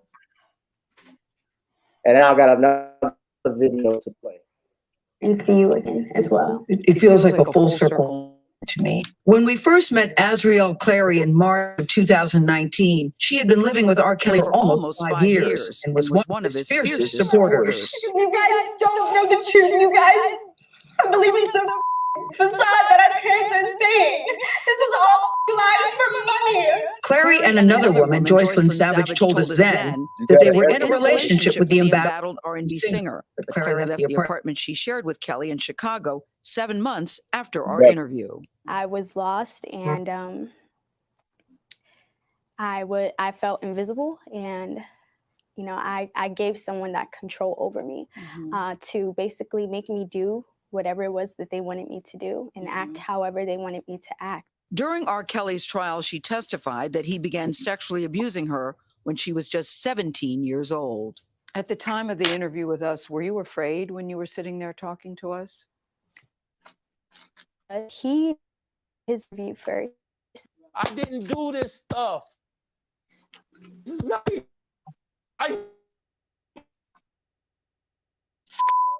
He came in and he told us to be angry and be upset, and she's gonna try to do this, and you gonna. Oh, he told you that? Yes, and so we came in angry. So he told you be angry. Yes, and I was.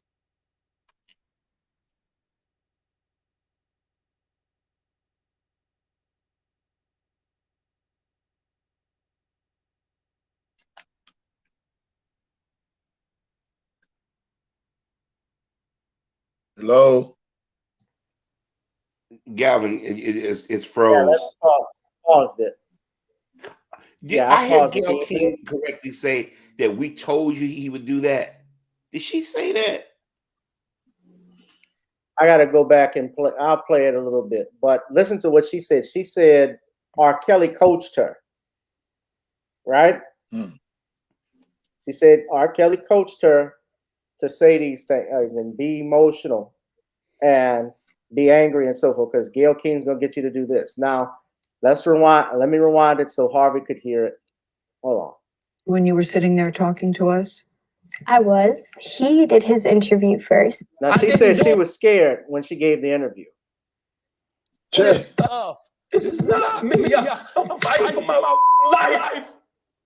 Yo, let me with this. He came in and he told us to be angry and be upset, and she's gonna try to do this, and you gonna. Oh, he told you that. Yes, and so we came in angry. So he told you be angry. Yes, and I was scared because I was like, I don't want the world to see me this way. You know, I don't.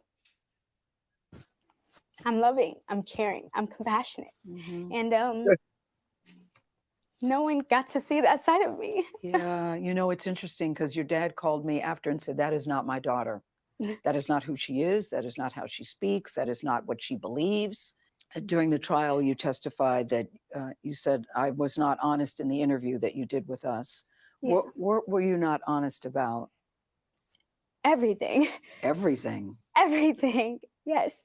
You know, before that interview, you know, he had us practicing every single day. Practicing what? Answering questions. And if he didn't like our answer, he would tell us exactly what to say and how to say it. So anytime you mention anything, I'm stunned by this. Yeah. So anytime you mention anything about sexual preference, we already know to say, I'm not here to talk about that. Because that's what he told us to say every single time. And that's exactly what you said. First of all, I'm not here to talk about my personal life. Okay. Y'all gonna get mad at me for saying this, and excuse my French. This little bitch is lying. You could tell she lying. Man, listen. I'm trying to figure out how did he make her? How did he force her or make her afraid to speak up? What exactly? All she did. Listen, y'all. This is what she did. This sad people got to peep shit. All she did was rehearsed what she already done before. That's it. All she did was watch the first one, and she just took parts of this, what we see on the screen, and just added to this and changed it up and say, R. Kelly made me do this. He made me say that. And then they play the part that she already did in the original, the first one. You follow what I'm saying? And then she said he rehearsed every single day. What you rehearse every single day to do something? Because Angelo already said he had talked to Gayle King prior to this. Let me break who I am down. I'm not just DJ Tyson. I am the man who talked to that young lady's father on the phone for 2 hours on Facebook. Oh, so you spoke to Azriel Clare? Yeah, Angelo. Just if you go to my YouTube channel, it's a conversation with me. I got a lot of Angelo videos, but it's one that's 2 hours long with me and Angelo, and I'm talking to him man to man about this young lady right here. And he said out his own mouth, brothers, all he wanted his daughters to do was get that one song, and she was shopping it. He didn't care if they fell in love or whatever. And then he said if his daughter would have never lied to him, one of this been going on. Then he said he would have never came out, but Tim Savage brought him out. He said I would have never been in it, but Tim had to bring me out. Just go. You know what? Well, here's the question. DJ. How did she That's the first. Bring them there. How did what? Say it again. How did he? How did he? You broke up. Say it again. Who introduced Azriel to R. Kelly? This is how it went down. Angelo was supposed to have a birthday coming up or something, and he took Azriel to the R. Kelly concert.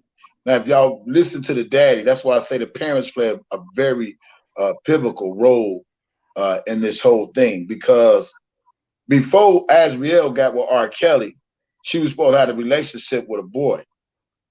And the boy, I guess, said something that he was putting out here in the universe that she was supposed to commit suicide, and he came home and she was submerged in water. And the doctor told him, well, it's best she pursue her career.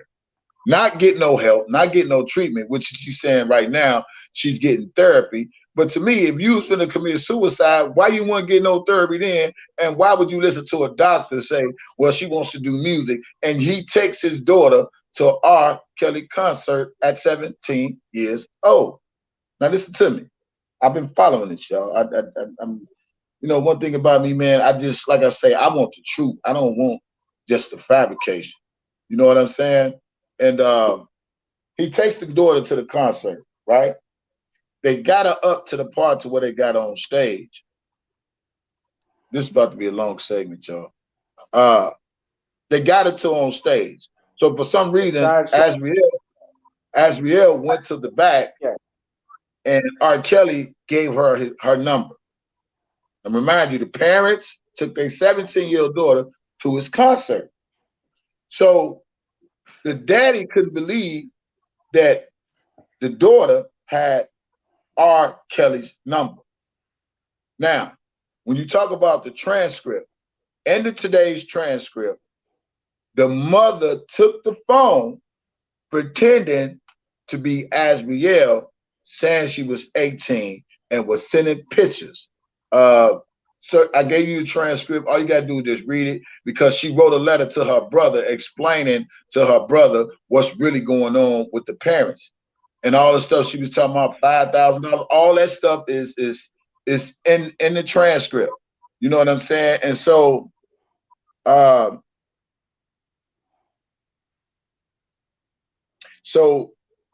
turns around, the mama pretending to be the daughter. She did this for like, I think, a couple of days or something like that. Initiated, you know, and was sending the pictures and all that. And so what they did was, and I'm just reading up what's in the transcript. And what she did was she sent her daughter to the hotel for audition or whatever, and then they called the police trying to entrap R. Kelly, but they didn't entrap him for whatever, and the police left. Now, all this was basically about a business deal that the Clarys and the Savages wanted. Let me name them. In the transcript, bro, I kid you not. I wish you read that transcript, man. You're gonna be like, really? Because she wrote a letter to her brother. Now, she said he was treating the mother right. She said the daddy was FaceTiming R. Kelly. And she, the daddy or the parents wanted Azriel to present R. Kelly with the idea of them investing in a Bluetooth dildo. A Bluetooth dildo that sings R. Kelly song. I didn't hear you, brother. Yeah, this is the one. Cleary is the one that wanted the Bluetooth, the dildo company. They wanted R. Kelly to be part of. He wanted he wanted the Bluetooth dildo. They also wanted a food truck. The daddy wanted to do the lighting for R. Kelly, but he said he already had his own lighting people because they already knew how he liked to do his stage or whatever. And the mother wanted to be a driver. He denied all of it. Told him no. Right. So then, from there, this is where the conspiracy come in at. See, when the daughter went in, she was supposed to have her daddy's mindset on doing what they set out to do. But she said when she got around R. Kelly, she didn't see him that way or what the parents want to do, and she really started liking him. And that's when things didn't go their way. And that's when Angelo linked up with the Savages. It's all in the transcript. Angelo linked up with the Savages, and that's when they did this surviving R. Kelly stuff. And what's so crazy is when R. Kelly found out she was 17, he sent her back home. The mama drove her 8 hours back to R. Kelly. And I guess she's been with R. Kelly ever since. Now, doing research in the YouTube world, after Asriel and flipped against R. Kelly, and the reason why she went against R. Kelly through the the government, she turned informant or whatever. It was another blog out here by the name of Larry McGee, but his name was Grown Man or whatever. So he hooked up with Angelo. He hooked up with Asriel. He got Asriel to flip against R. Kelly, and the reason why he got Asriel to flip against R. Kelly because he was fighting a 1.6 bank fraud case. So he worked with the government to get Asriel to flip against R. Kelly while he was locked up. Now, y'all got to remind you now, she just sit up there and said she was scared when R. Kelly made her, when R. Kelly barked and all this stuff in the interview with Gayle King and all that. But if you were so much scared and R. Kelly got locked up in July, why would you go see him in August? You go to the Fed to see him in July, August, September, October, November. You follow what I'm saying? So it got to make sense. For over 2 years. Yeah, and you've been with the man over 3 to 4 years, and then not only that, she was getting $5,000 a month, bro. $5,000 a month. Money dried up. That's what happened. Money dried up. No, listen, the parents wasn't getting no money from her. She got greedy. Yeah, no. It's not in that. It's not that. The parents wasn't getting any money from that girl. If you pay attention to the go ahead, brother. Let me finish playing the video because we got to move on. But I want to finish this video. Then I'm gonna play another video clip. I would never share with anyone what I do in or outside of the video. So when the interview was over and you all go back to his apartment, you all go back to his apartment, the three of you, what is the conversation? He was so happy. He was happy. He was so happy. He was like, you guys did amazing. You know, you did so well. You carried yourself so well. I believe he even got food and wanted to celebrate. That's how happy he was with that interview. And I was just there like, wow. What did he think about how he came across in the interview? Truthfully, I think he believed that he had done well. He felt like he had really made a great reflection of himself and where he was in life and how all these women were lying on him and how all these people were just, out to get him and, that sympathy card that he just loves so much. Did you ever have conversations when he wasn't around to say, this is not good, this is not healthy, we got to get the hell out of here? Did you ever have any conversations like that? I feel like a lot of people tried, but everyone always got beat over it because he was very good at manipulating the situation. So even if he knew or not, he would basically say, he could come in this room right now and he would say, I've already spoken to Joy. She already told me exactly what you guys have been talking about. You have 5 minutes to be honest, or you're going to be thrown around this entire room. Everything that we were living in had become very normal. And I had to break out of that. I had to realize that this is actually abnormal. Yeah, the dysfunction was so prevalent that after a while it did feel normal to you? It did, because it was not only me, it was other women who were older than me. When I met him at 17, he had 4 other women. And so these women are all normalizing his actions. And then you have assistants normalizing his actions, and you have workers and security and everyone else that normalizes it. So me being very young at that time, I just learned to normalize it. What do you think anybody could have said or done to help you leave the situation sooner? Nothing. Nothing. I feel like that is something that I would have had to have woken up from myself, something that I would have had to realize on myself. And, a lot of people don't realize with victims, the more you try to help them, the more it upsets them sometimes, Your interview stands out because you are one of the few who we've heard who defended him so vocally and so adamantly, and now ends up testifying against him. Well, your test was very key, Azriel. It was very key. It was very graphic. It was very painful. Some of it was so graphic that. Let me stop it. I just want to finish just making this point. Back to Gayle King. It is no coincidence that they went back to Gayle King with this, because Gayle was the one that had that interview with R. Kelly. And these two women, I'll never forget, they were all defending him. His two girlfriends defended him, tooth and nail. Stephanie D says she smiles and laughs a lot for somebody that was traumatized. She act like she didn't know she was 17 when she met him. Why are you trying to pursue that old ass man anyway? Well, I think it's what Tyson said. The parents are for the law for this. Yeah, the parents wanted money. See, the whole goal was to try to blackmail them. But when she got around R. Kelly, and I said this, if y'all got patience and time, go to my channel. It's a 2-hour video with me and Angelo. And I asked him all these things about this, that, and the other. He basically wanted his daughter to carry out what he put in her brain. And I told him, I said, I think what it is, you upset that you sent your daughter to do a specific thing, right? And when she got around him, she just said, forget you.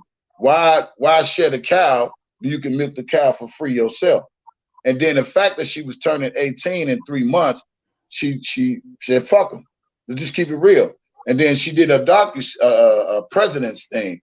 And she sat right next to her dad and told her dad, don't even act like you ain't know where I was. You know where I was. R. Kelly told me to call you. Said, this your mother number? I said, yes. He said, call your parents. She said, no, she would not call them, because every time she would be, she would call them, they would be bickering and this, that, and the other. But I want y'all to listen to key words. See, that's why on my channel, I teach people to look, listen, and learn. And this is what you have to learn and listen. She said it became normalized.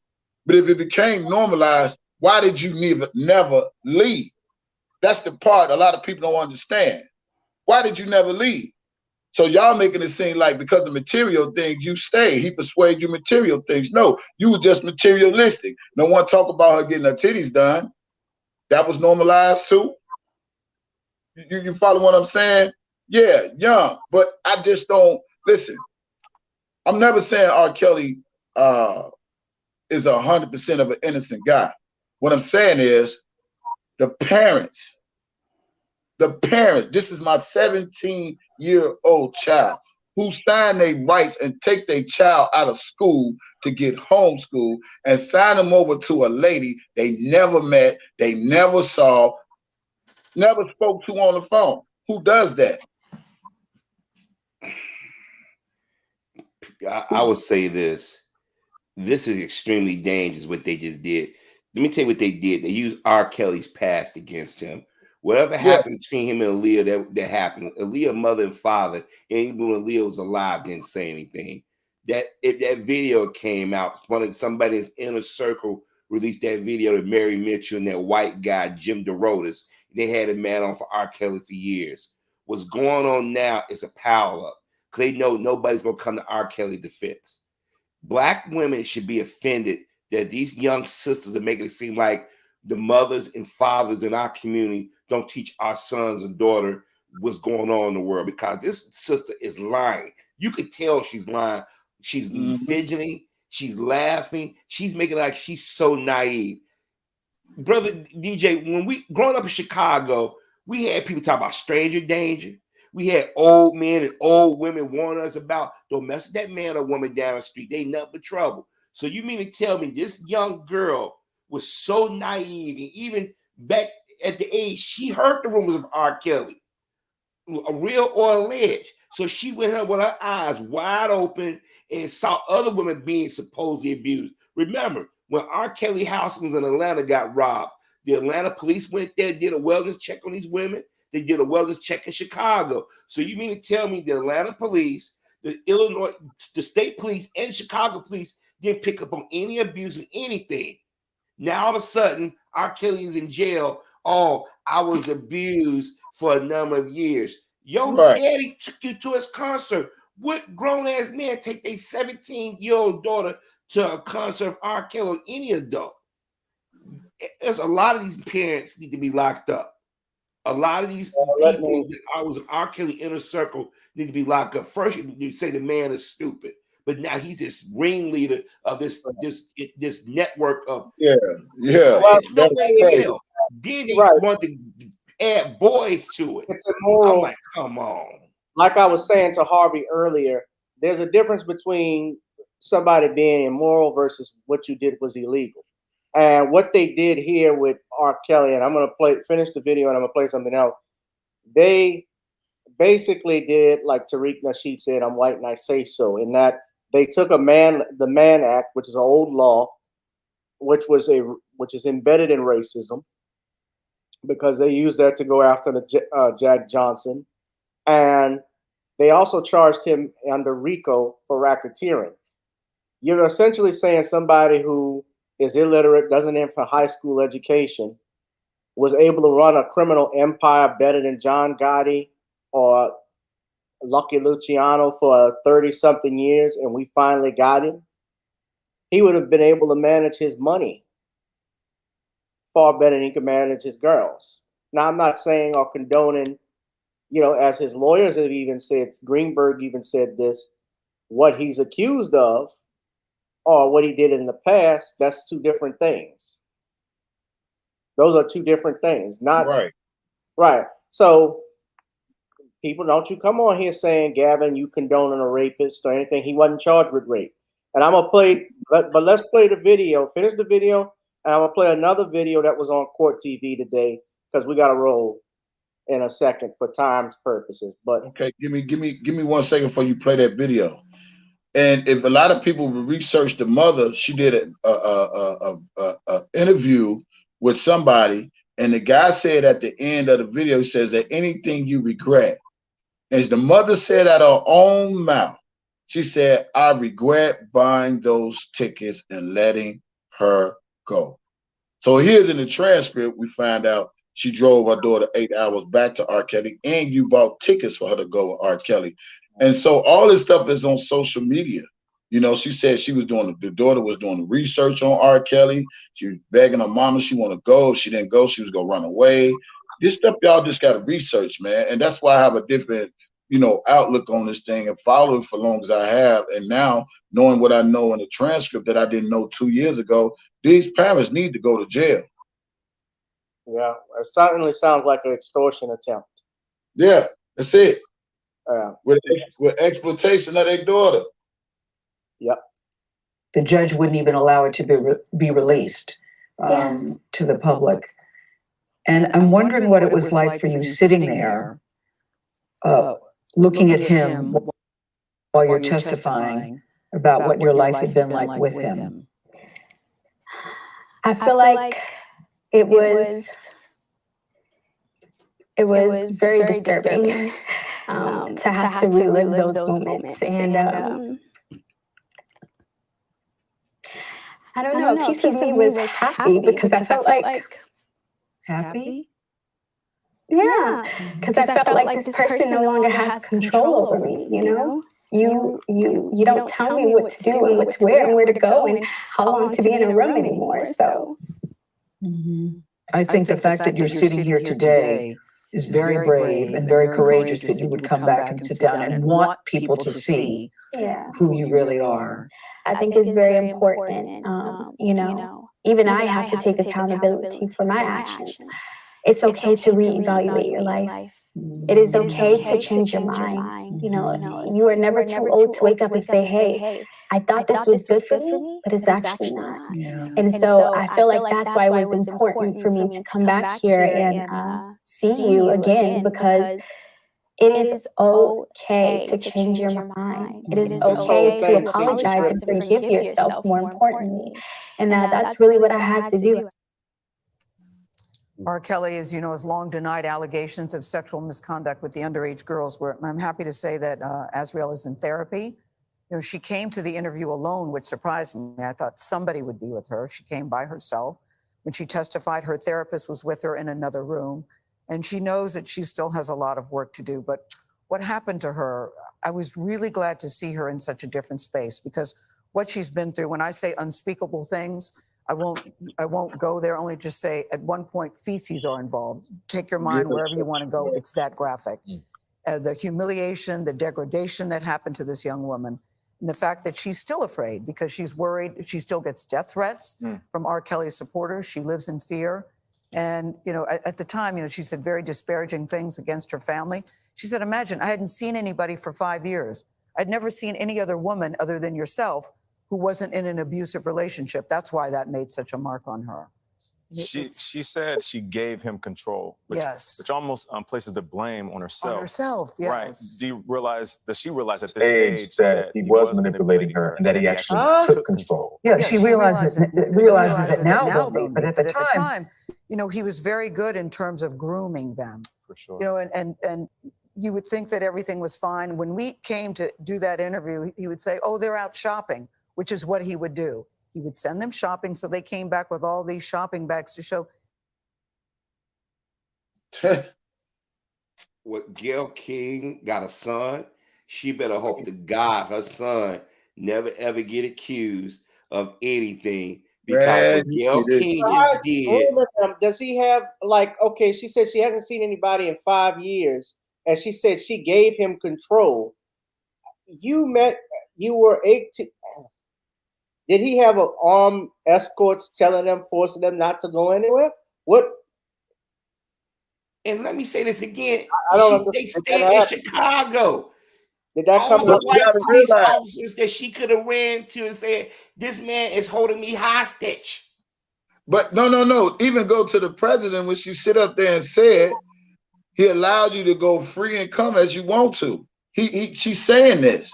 Why R. Kelly's locked up? She said R. Kelly allows you to go free and come as you want to. He did the shopping sprees, your hair done, the trip. So you wasn't isolated for no damn 5 years. You was towers. See, people need to listen, because didn't she say her parents was calling her? She would talk on the phone, but then she just said she had no contact with anybody. So which version of the story to believe? See, the problem is that people are not listening. And I want to say this to the sisters. These are the type of black women that make black women look bad. This young woman is lying. You could tell she lied by facial gestures, body movement. And now she said, he did such horrible things to me. If he did this, why did you run away when you had an opportunity? Why did you go back home? Right. This is why I would never call them victims. They're not victims. They're young women that slept around. Let me play this. Let me play this video. Go ahead and make it real quick, Tyson. Real quick. You can play that video, and I'm gonna pull up the video of the presidents and let them hear it too if you want me to. All right, you can do that. All right, so this comes from Court TV. This was during the deliberation, and the lawyer at the left, I believe at the bottom, is going to be talking about the R. Kelly case. So, in that note, on the right, I don't know why the jury is taking so long to render a verdict in this case. You got to be clear on what R. Kelly is being charged with. He's not being charged with statutory rape. Everyone says, oh, he's having sex with young girls or underage girls. He's not being charged with statutory rape. He's not being charged with forceful rape. He's being charged with racketeering, which says that the only reason he has a music career, not because he likes music. The only reason he makes albums and tours is to entice women to have sex with them. That is what a criminal organization is, and it has to be the sole purpose. And he's also charged with violations of the Mann Act. The Mann Act was a piece of legislation from 1911 or 10. That was used to prosecute black men for dating white women. One of the famous people who was prosecuted that was Jack Johnson, the first black heavyweight champion of the world, for having a white girlfriend and driving her across state lines that he was convicted of. And now they resurrected the Mann Act and are charging R. Kelly with it. So Brian Watkins was the criminal defense attorney that was just speaking, but he has essentially said what I have said is that they have resurrected this old law, which was called the White Slaves Traffic Act. That was its other nickname. That was used to go after black men, not just Jack Johnson. Jack Johnson was the first that they used it on, but also myself when I did that, my mistake. That was because Jack Johnson was the first black heavyweight champion. And I'll go ahead and play the video again because y'all complain about the echo. That's just because of the mic being on. So hold on. I'll go back. In that note. In that note. You know, I don't know why. I don't know why the jury is taking so long to render a verdict. You know, you got to be clear on what R. Kelly is being charged with. He's not being charged with statutory rape. Everyone says, oh, he's having sex with young girls or underage girls. He's not being charged with statutory rape. He's not charged with forceful rape. He's being charged with racketeering, which says that the only reason he has a music career, not because he likes music, the only reason he makes albums and tours is to entice women to have sex with them. That is what a criminal organization is, and it has to be the sole purpose. And he's also charged with violations of the Mann Act. The Mann Act was a group of legislation from 1911 or 10 that was used to prosecute black men for dating white women. One of the famous people who was prosecuted for that was Jack Johnson, the first black heavyweight champion in the world, for having a white girlfriend and driving her across state lines that he was convicted of.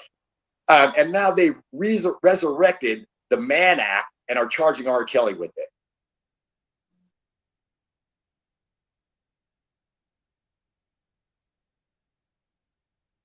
For so long to deliberate on something like this at that time, you got to remember that R. Kelly is not being accused of what he did in that video, allegedly, although he was acquitted in that from 2008. That's not what he was standing trial for. He's not, they resurrected this act, this Mann Act, which was racist as hell. And really, every man in this country who's a straight heterosexual male who took their girlfriend across the, out for dinner or took them to another state on vacation, they could be arrested for something like this. Essentially. I mean, look, the Rolling Stones could actually be facing criminal charges if R. Kelly's verdict is standing. If it's based off that, I mean, they had groupies. They used entertainment, as entertainers. They slept with tons of groupies. Look at this article. Hold on, before we go. And I'll let you pull up the, how long is the video, Tyson? Because I've got to run, but how long is it? It's 11 minutes, but I can shorten it. All right, well, we can play it, and then after that, we'll give our final thoughts because this is our last topic. But Harvey did a video on this. Now, this was last year. Now, Ray Dawn Chong, daughter of Tommy Chong from Cheech and Chong, the comedy duo, legendary comedy duo, she states that she had a sexual relationship with Mick Jagger when he was 33 and she was 15 years old.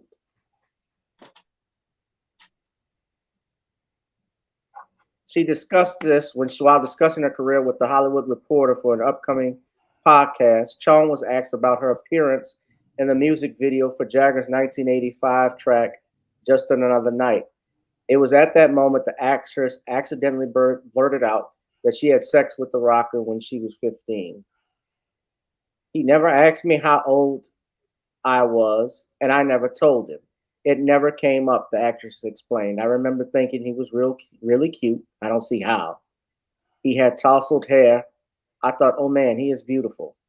Chong later clarified her comments during an interview with the Daily Mail, making sure to note that the relationship was consensual and that Jagger didn't know her age at that time. It doesn't matter if it wasn't consensual. He would still, by law, even if you don't know, or they lie and tell you, by law, you can still be found guilty of it, of statutory rape in some states. Here in Louisiana, we call it carnal knowledge of the juvenile.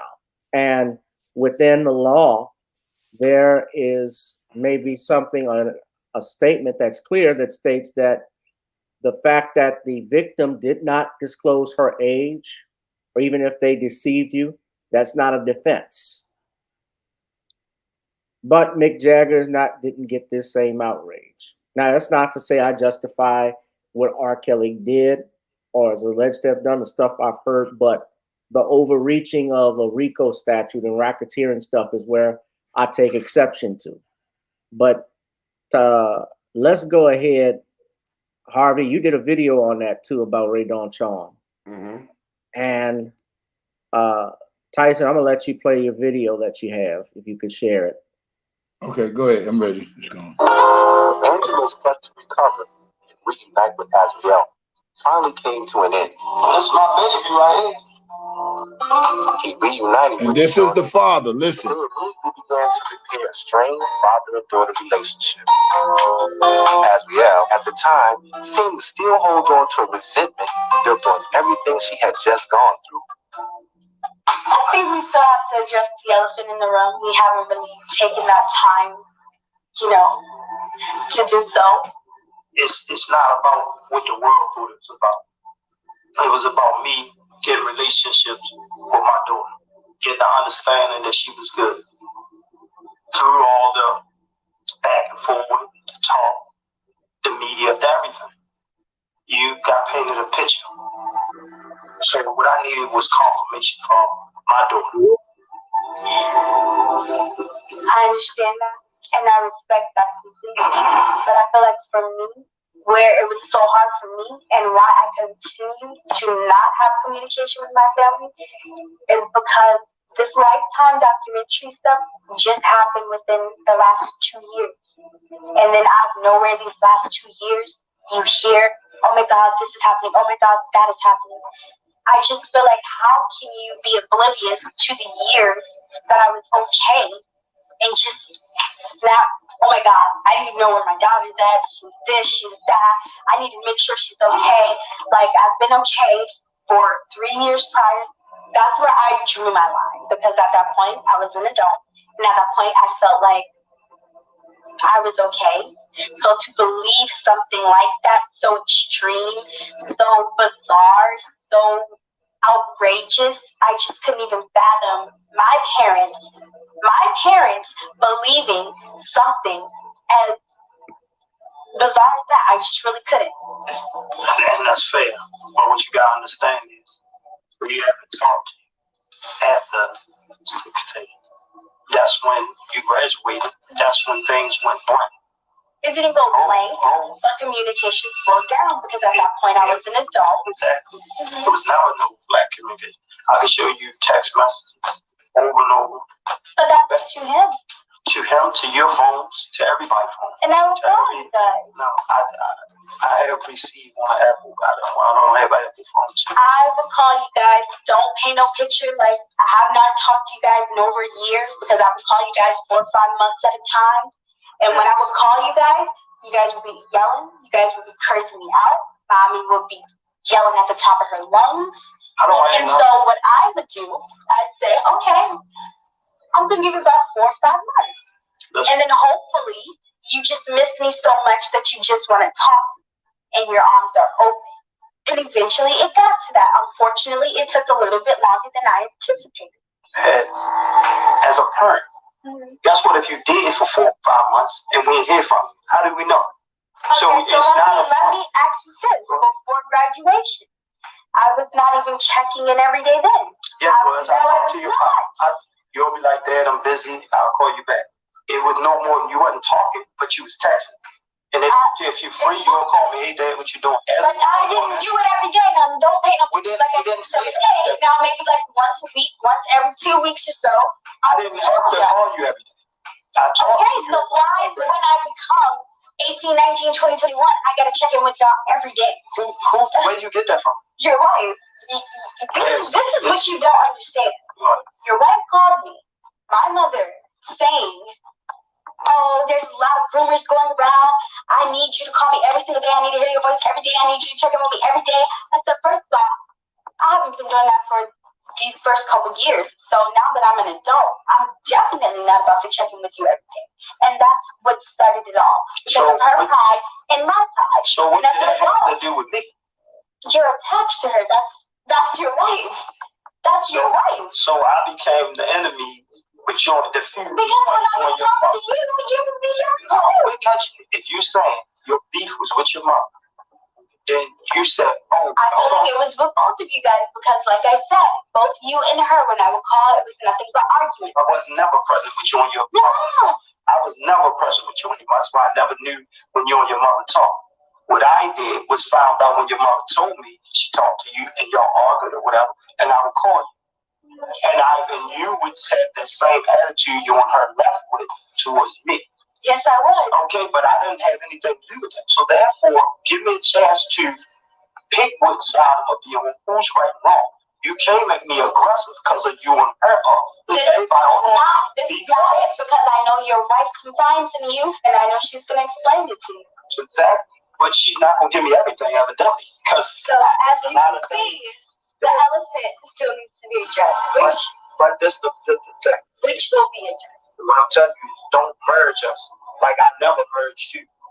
So I could have been one of them parents that just felt big. I made sure you stayed in the right. Because once you miss, yes, I know that how much you let me fall.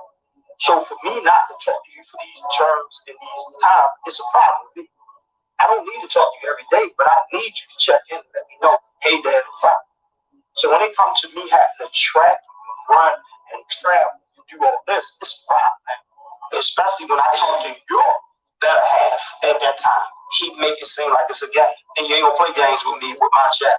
So the difference was with him, he wasn't dictating that to you. So that's where me and his war started. If he was dictating it to you, you could have put it off by calling me saying, hey, Dad, if it ain't like that, I'm good, this and that. I'm going to be completely honest with you. Robert would ask me to call you guys, and no matter what city we were in, he would say, is this your father's number or is this your mother's number? And it would say, call me. And I would say, yes, that is my father's number. And he's like, you need to call him.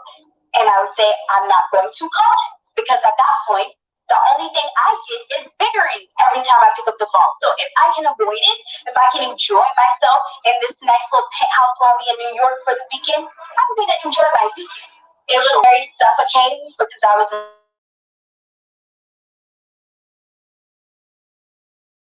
anyone. I know that you are my father and I love you dearly, but if I was a homeless person on the street right now with a cell phone and I did not want to call you, I would have that right. Now, would it make it right? Probably not, but I am obligated to that right if I don't want to. But me as your father, that's what I'm going to do. I'm going to hunt every street, every corner, every curve, every bridge until I find you.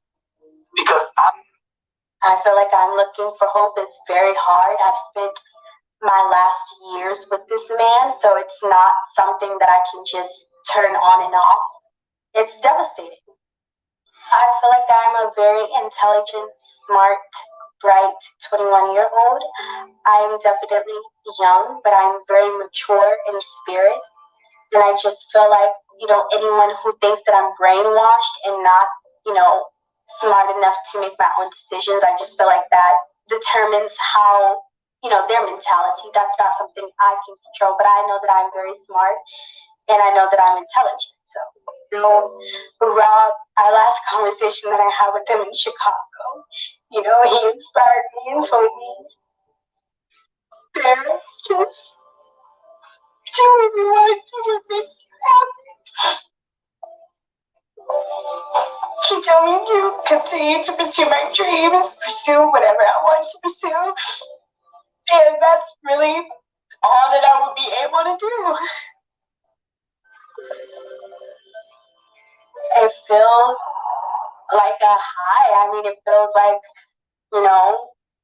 you're in love, you're happy to be in love, and you feel like no matter what you go through with this person, it's worth going through because there's no other person you would want to go through this with. And that's with, you being in love with whoever it is. Not just me and Rob personally, but that could be any other person's relationship. You just feel like no matter what, the good or the bad, you want to go through it with that person. I feel like, truthfully, all of the women that have been associated with Robert, I feel like this is me personally. Once they saw him as a celebrity, not as a human being. They did not meet him at church. They didn't know him know which way, except for as R. Kelly, whether they saw him at a mall, whether they saw him at a movie theater, whether they saw him at a park, whether they saw him at a show. And so, no matter what, all of them met him as a celebrity. And they were infatuated with that celebrity. And because of that, I feel like a lot of them just dated him because of that. Because of who he was, because of the life that he had, because of the life that he could provide them. You know, a lot of them talk about how badly they were tortured, but can you talk about the shopping spree? Can you talk about you keeping your hair and nails done? Can you talk about all the great times that you had dinner and was spending money and was splurging and was so happy? Because one thing about Robert, he has a very giving heart. And there is no way at all whatsoever that he is a celebrity and he's not giving them a penny to enjoy themselves. And that's where I get so upset, because as a celebrity, he has no reason to keep you kidnapped or keep you tied up. He just has no reason to do that when he can allow you to move freely, take care of you, and still, you know, at the end of the day, whatever will happen, you know. So for people to just say that, you know, oh, I was just kidnapped, or I was tied up, I couldn't leave, I couldn't do this. It's like, what about the good times? I know there were good times. All right, y'all. That's it right there. Again.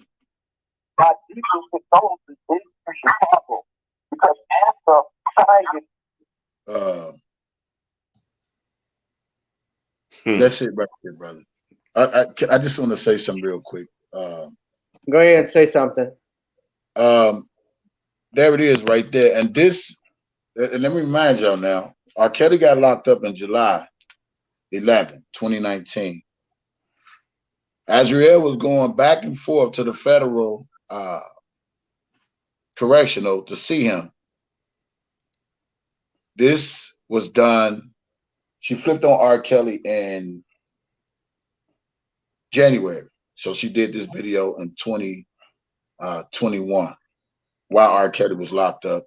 And again, I'm gonna say this again. She connected with a person who had nothing completely to do with the case, who were fighting a bank fraud of $1.6 million, who worked with the government to getting Azriel to flip on R. Kelly, and that's exactly what she did. And that's how all the storage and all that came into play, because she told the feds there's a storage and all that. And when they went to the store the first time, they didn't find nothing. But when she flipped on R. Kelly and they went to the store, they found all this stuff in storage. Okay, but that's the video right there. So you tell me what she was a victim of. Well, it goes back to what I've been yelling for the last 4 or 5 years, that these women who come out of the woodwork are not victims. They knew exactly what they was doing. Once the money dried up and court of public opinion went hard on R. Kelly, now they're singing a different tune.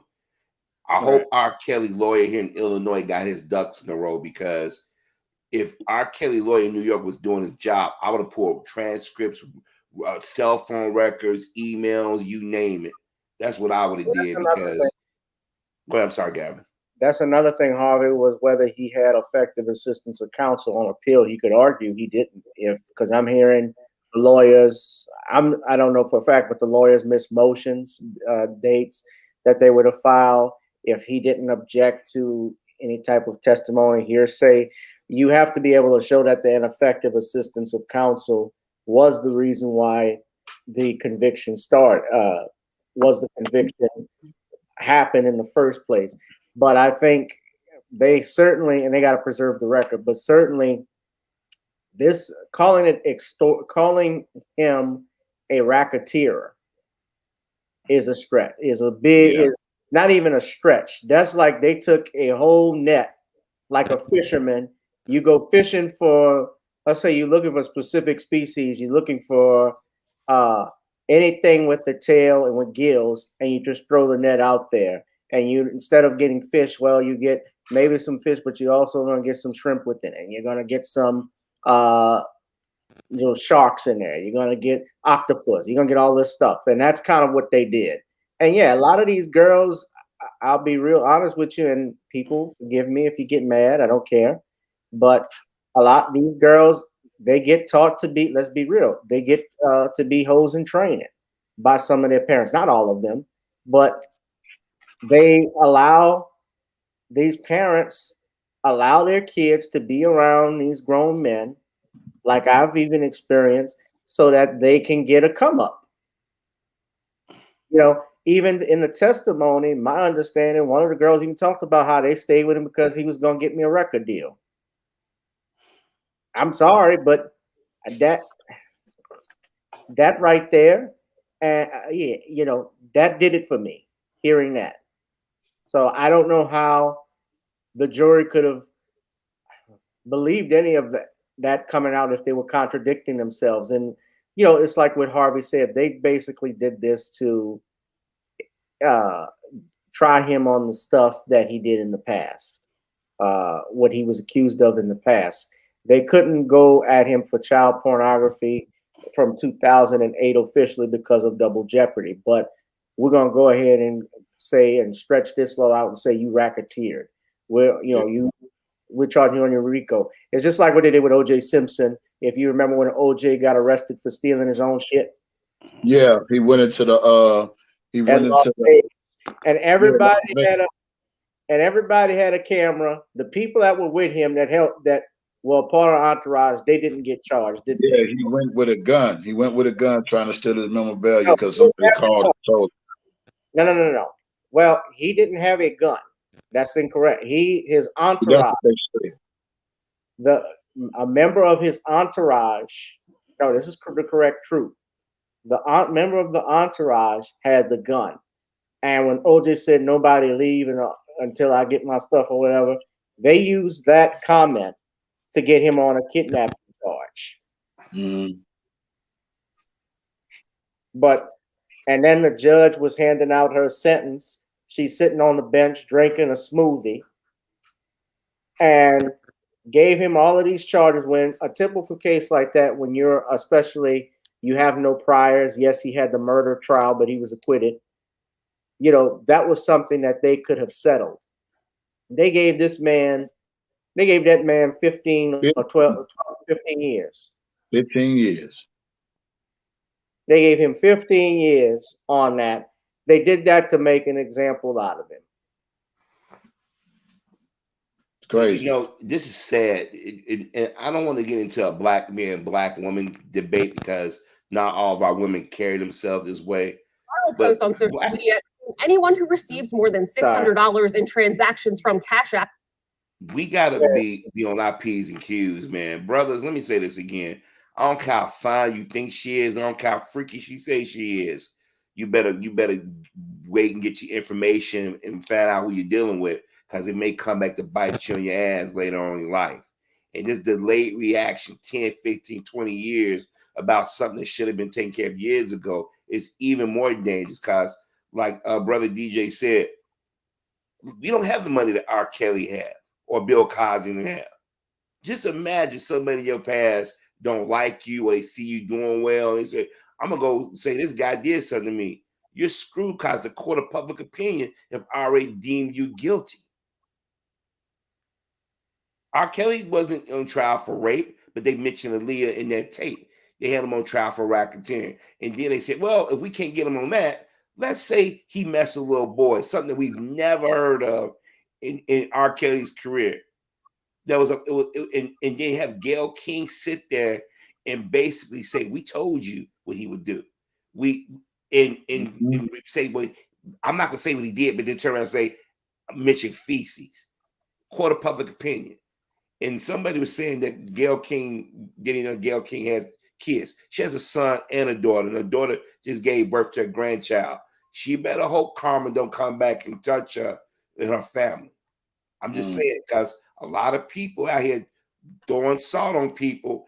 Look at Marc Lamont Hill. Look at A.J. Johnson, John Witherspoon, and Wendy Williams. All these people sat back and talk all this crap because white America decided they want to pile on and go after black men. God don't like ugly. And I'm just going to leave it at that. Okay. I thank y'all for thank you, brother, for having me on your live. Thank y'all for listening to me on the live. I hope, after just hearing what you heard, people can really brighten their eyes up to how they literally is lynching this man. Okay? It's easy to put on a facade and some fake tears, but like I tell people, YouTube is your resume, and this just made me get more depth into this to say, this is a bunch of BS. And it is DJ Tyson YTF, not WTF, but it's DJ Tyson YTF on my channel. I have a lot of videos, and if you want to watch the 2-hour conversation with me and Angela while I'm literally sitting in the car on Facebook Live talking to this man, it's on my channel as well. And brother, I thank you for having me on. Man, you brothers have a good evening on this Friday, and y'all be blessed in the chat. Y'all can subscribe to my channel, whatever, and I'll make sure when you come on my channel, brother, I have my subs subscribe to your channel, and we can just network a lot, man, because we need to really stop this blackballing, man. And when these people lie like this, they need to be held accountable for it, man. You can lie on a man, and right, want him to go to jail because you can't get the fame and fortune the way he got it.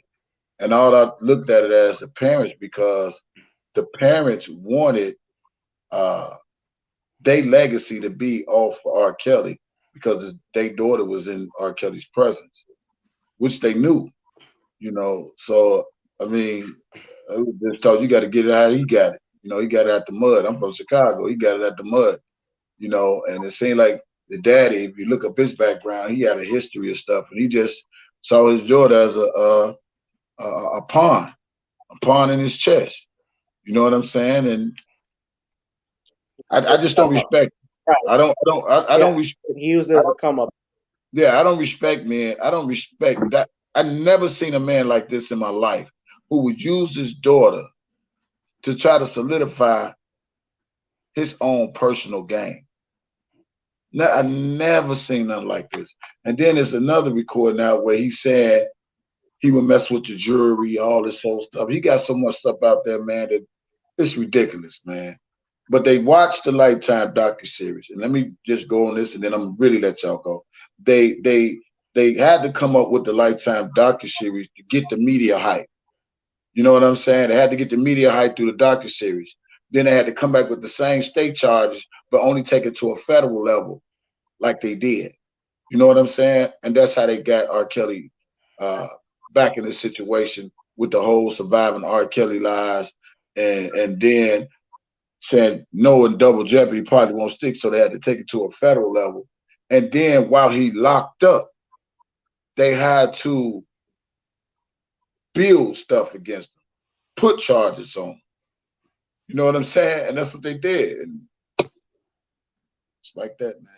Thank y'all for having me on, bro. You have a good evening. You too, brother.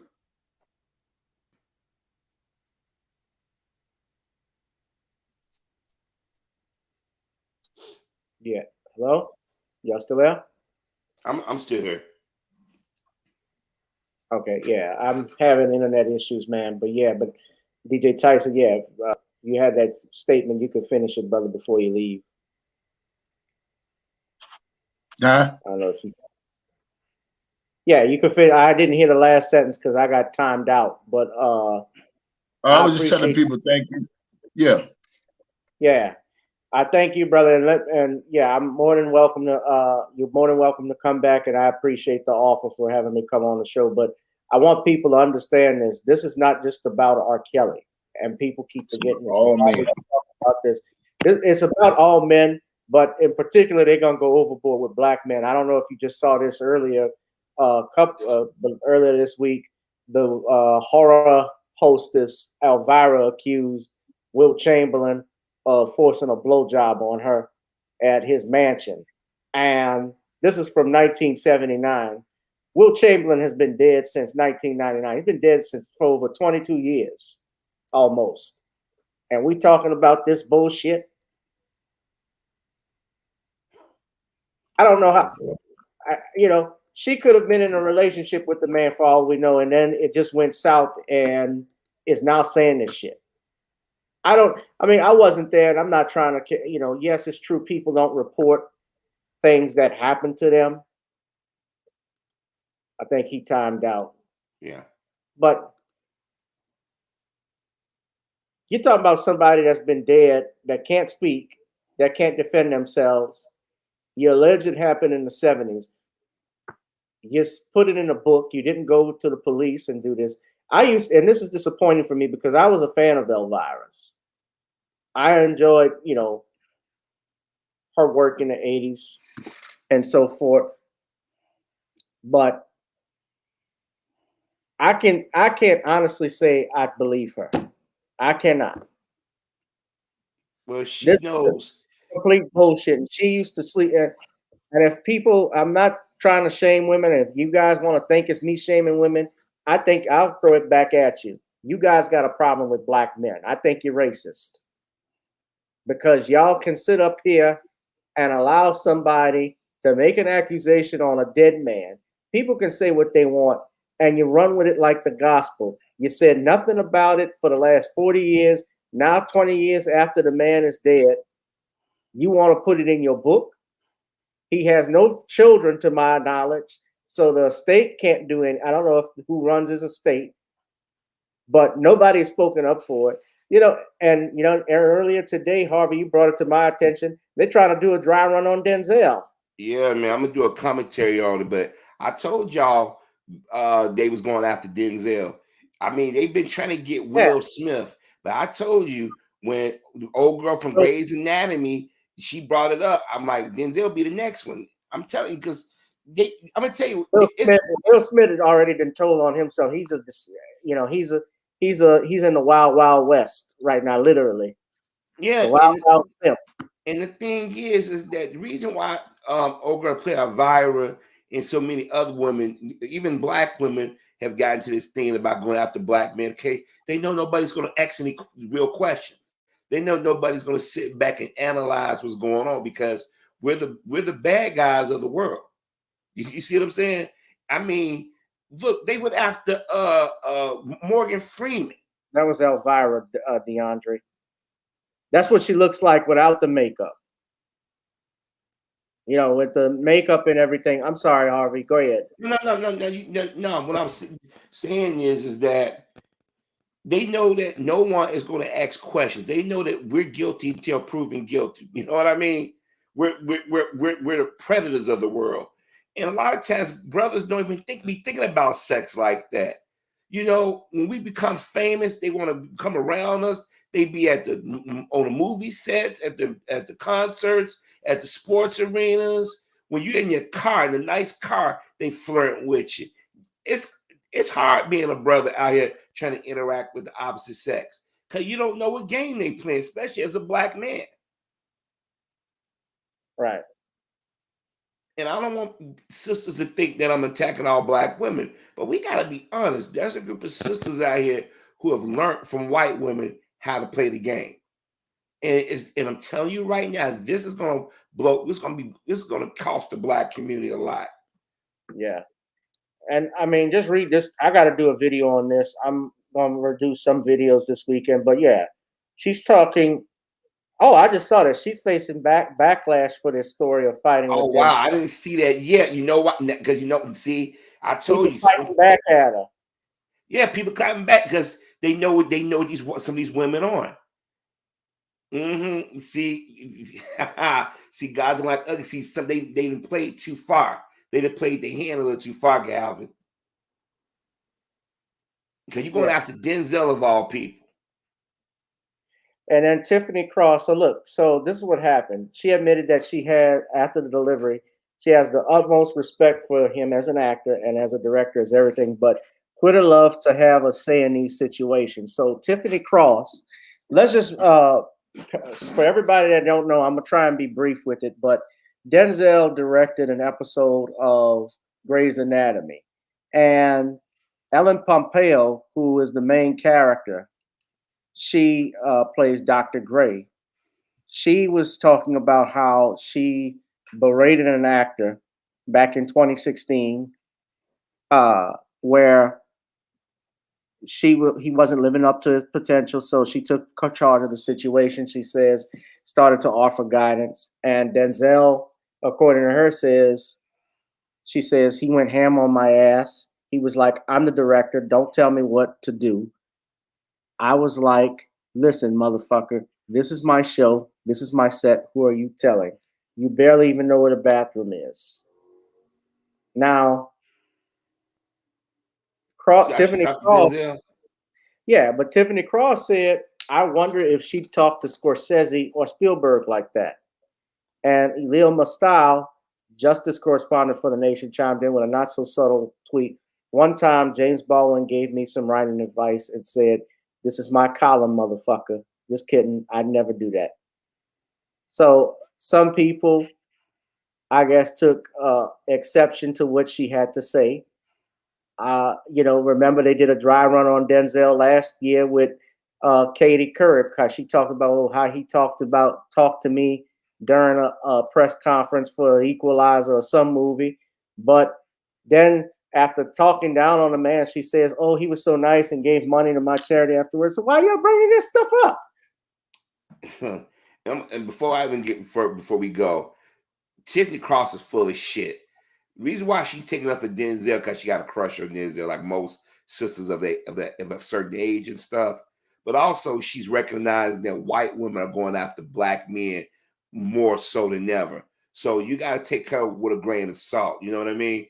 Because she was out there on the Bill Cosby need to go to jail bandwagon, R. Kelly, and all these cats. So this defensive Denzel she got all of a sudden, I don't think it's too genuine. I think what it is that people saying, "Wait a minute, Denzel, the man who's been married to his wife 30-something years, raised his kids, you're trying to make him out to be a monster?"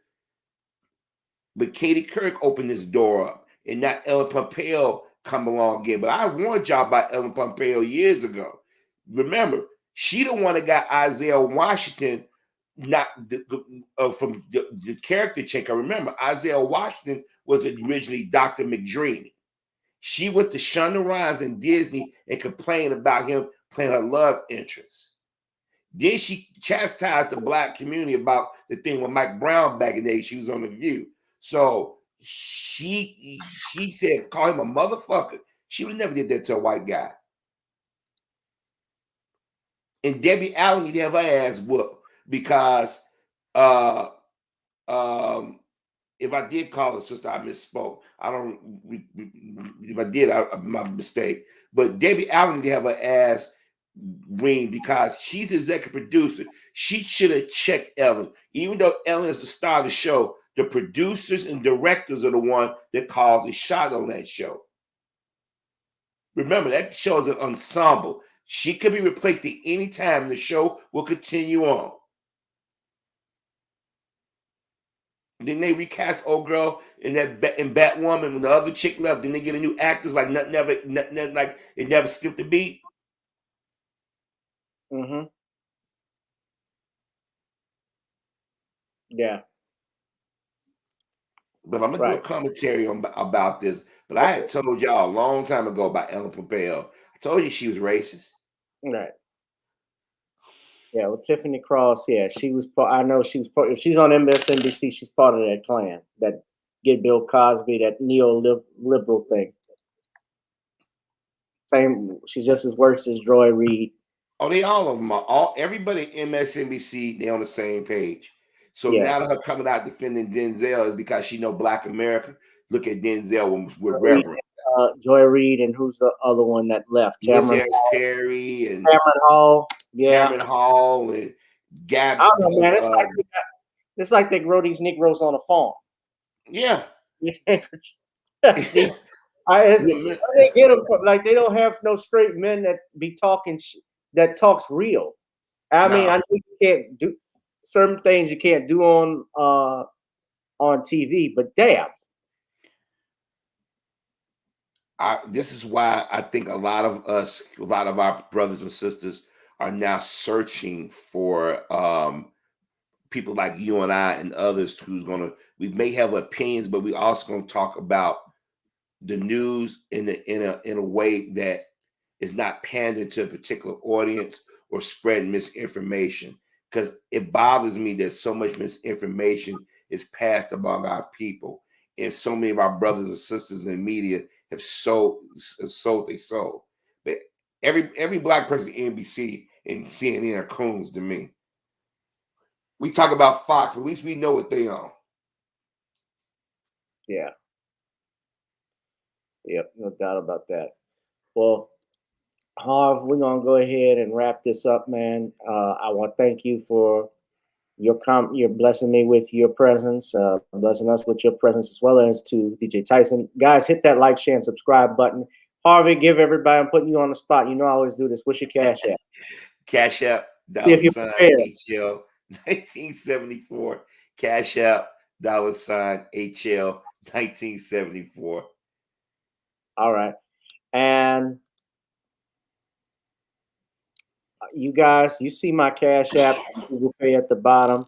The Cash App is GavinRichardEsq. The Google Pay and PayPal email is gavin.jewish1@gmail.com.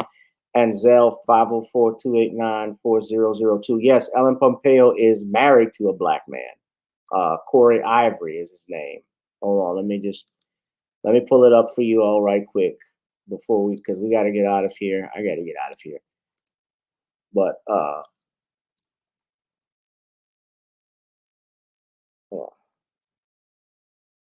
yeah, this is her husband.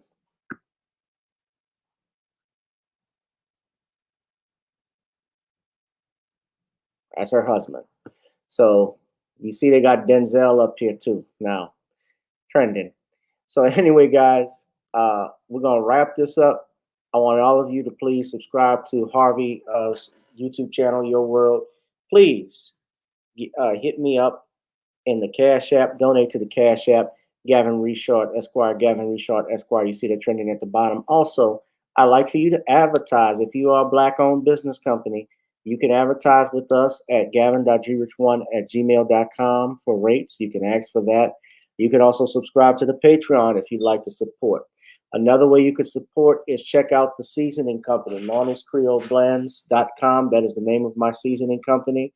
And also, ladies and gentlemen, you can download our latest single, Video Soul, that's on iTunes, Spotify, and the Apple Store. You can buy that. But of course, you could also buy Gotta Get On Up, which is our intro and theme song. So now that we've gotten on down, ladies and gentlemen, it's about time that we get on up. Harvey, thank you again. I want to thank DJ Tyson again and everybody that's tuned in for this last 2 hours and 42 minutes.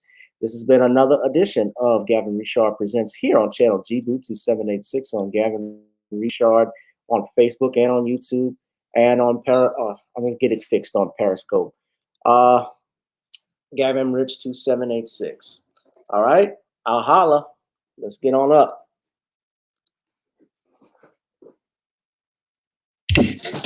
Girl, come on. Gotta dance to the beat. Cause on the dance floor is where we're at.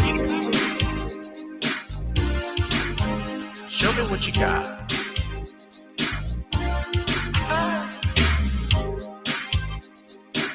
Gotta feel the groove. Feel the groove, get on the floor. Get on up. Right now the party's wasted. There's nothing much to do. But once the groove gets started, tell me, what do you have to lose? Just look into my eyes, girl, as we glide across the room. And what to my surprise now, the beat takes hold of you. Now if you're feeling like I'm feeling, so come on baby, let's start dealing. Time to get this party started. Ain't no time for the broken hearted. When the rhythm takes hold of you, there's only one thing left to do. Cause the beat is really moving. Time to get your body moving. Gotta get on up and move your body. Cause when the beat is really grooving, it's time to feel your body moving. Gotta get on up and shake something. Feel the groove, get on the floor. Get on up. Tell the behind the whispers. Rock steady in the mood. Put on earth, wind, and fire.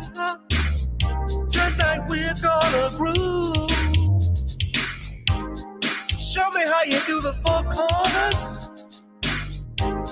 Electric slide or two. Hit the bus stop or do the bunny hop, baby. It's really up to you. Now if you're feeling like I'm feeling, so come on baby, let's start dealing. Time to get this party started. Ain't no time for the broken hearted. When the rhythm takes hold of you, there's only one thing left to do. Cause the beat is really grooving. Time to get your body moving. Gotta get on up and move your body. Cause when the beat is really grooving, it's time to feel your body moving. Gotta get on up and shake something. Feel the groove, get on the floor. Get on up. Now, 2020 hasn't been the best year of all times. We've been dealing with death, the pandemic, racism, bad policing, and all the bad rhymes. But like Uncle Snoop once said, if you breathe, then you achieve. And so, if you're ready, I need you all to get on up. Are you ready? 1 and 2 and 3 and 4. Get your butt on the dance floor. 5 and 6 and 7, 8. This jam we appreciate. We're gonna slide and step on the beat. On the dance floor is where we'll be. Feel the groove, get on the floor. Get on up and move your body. Cause when the beat is really grooving, it's time to feel your body moving. Gotta get on up and shake something. Feel the groove, get on the floor. Get on up, baby. Yeah, gotta get on up. Come on, baby, gotta get on up, baby. Feel the groove, get on the floor. Get on up. All right, guys, I'm out. I'll let you know how the movie was and also how the date went. Good night. Well, I don't kiss and tell. Good night.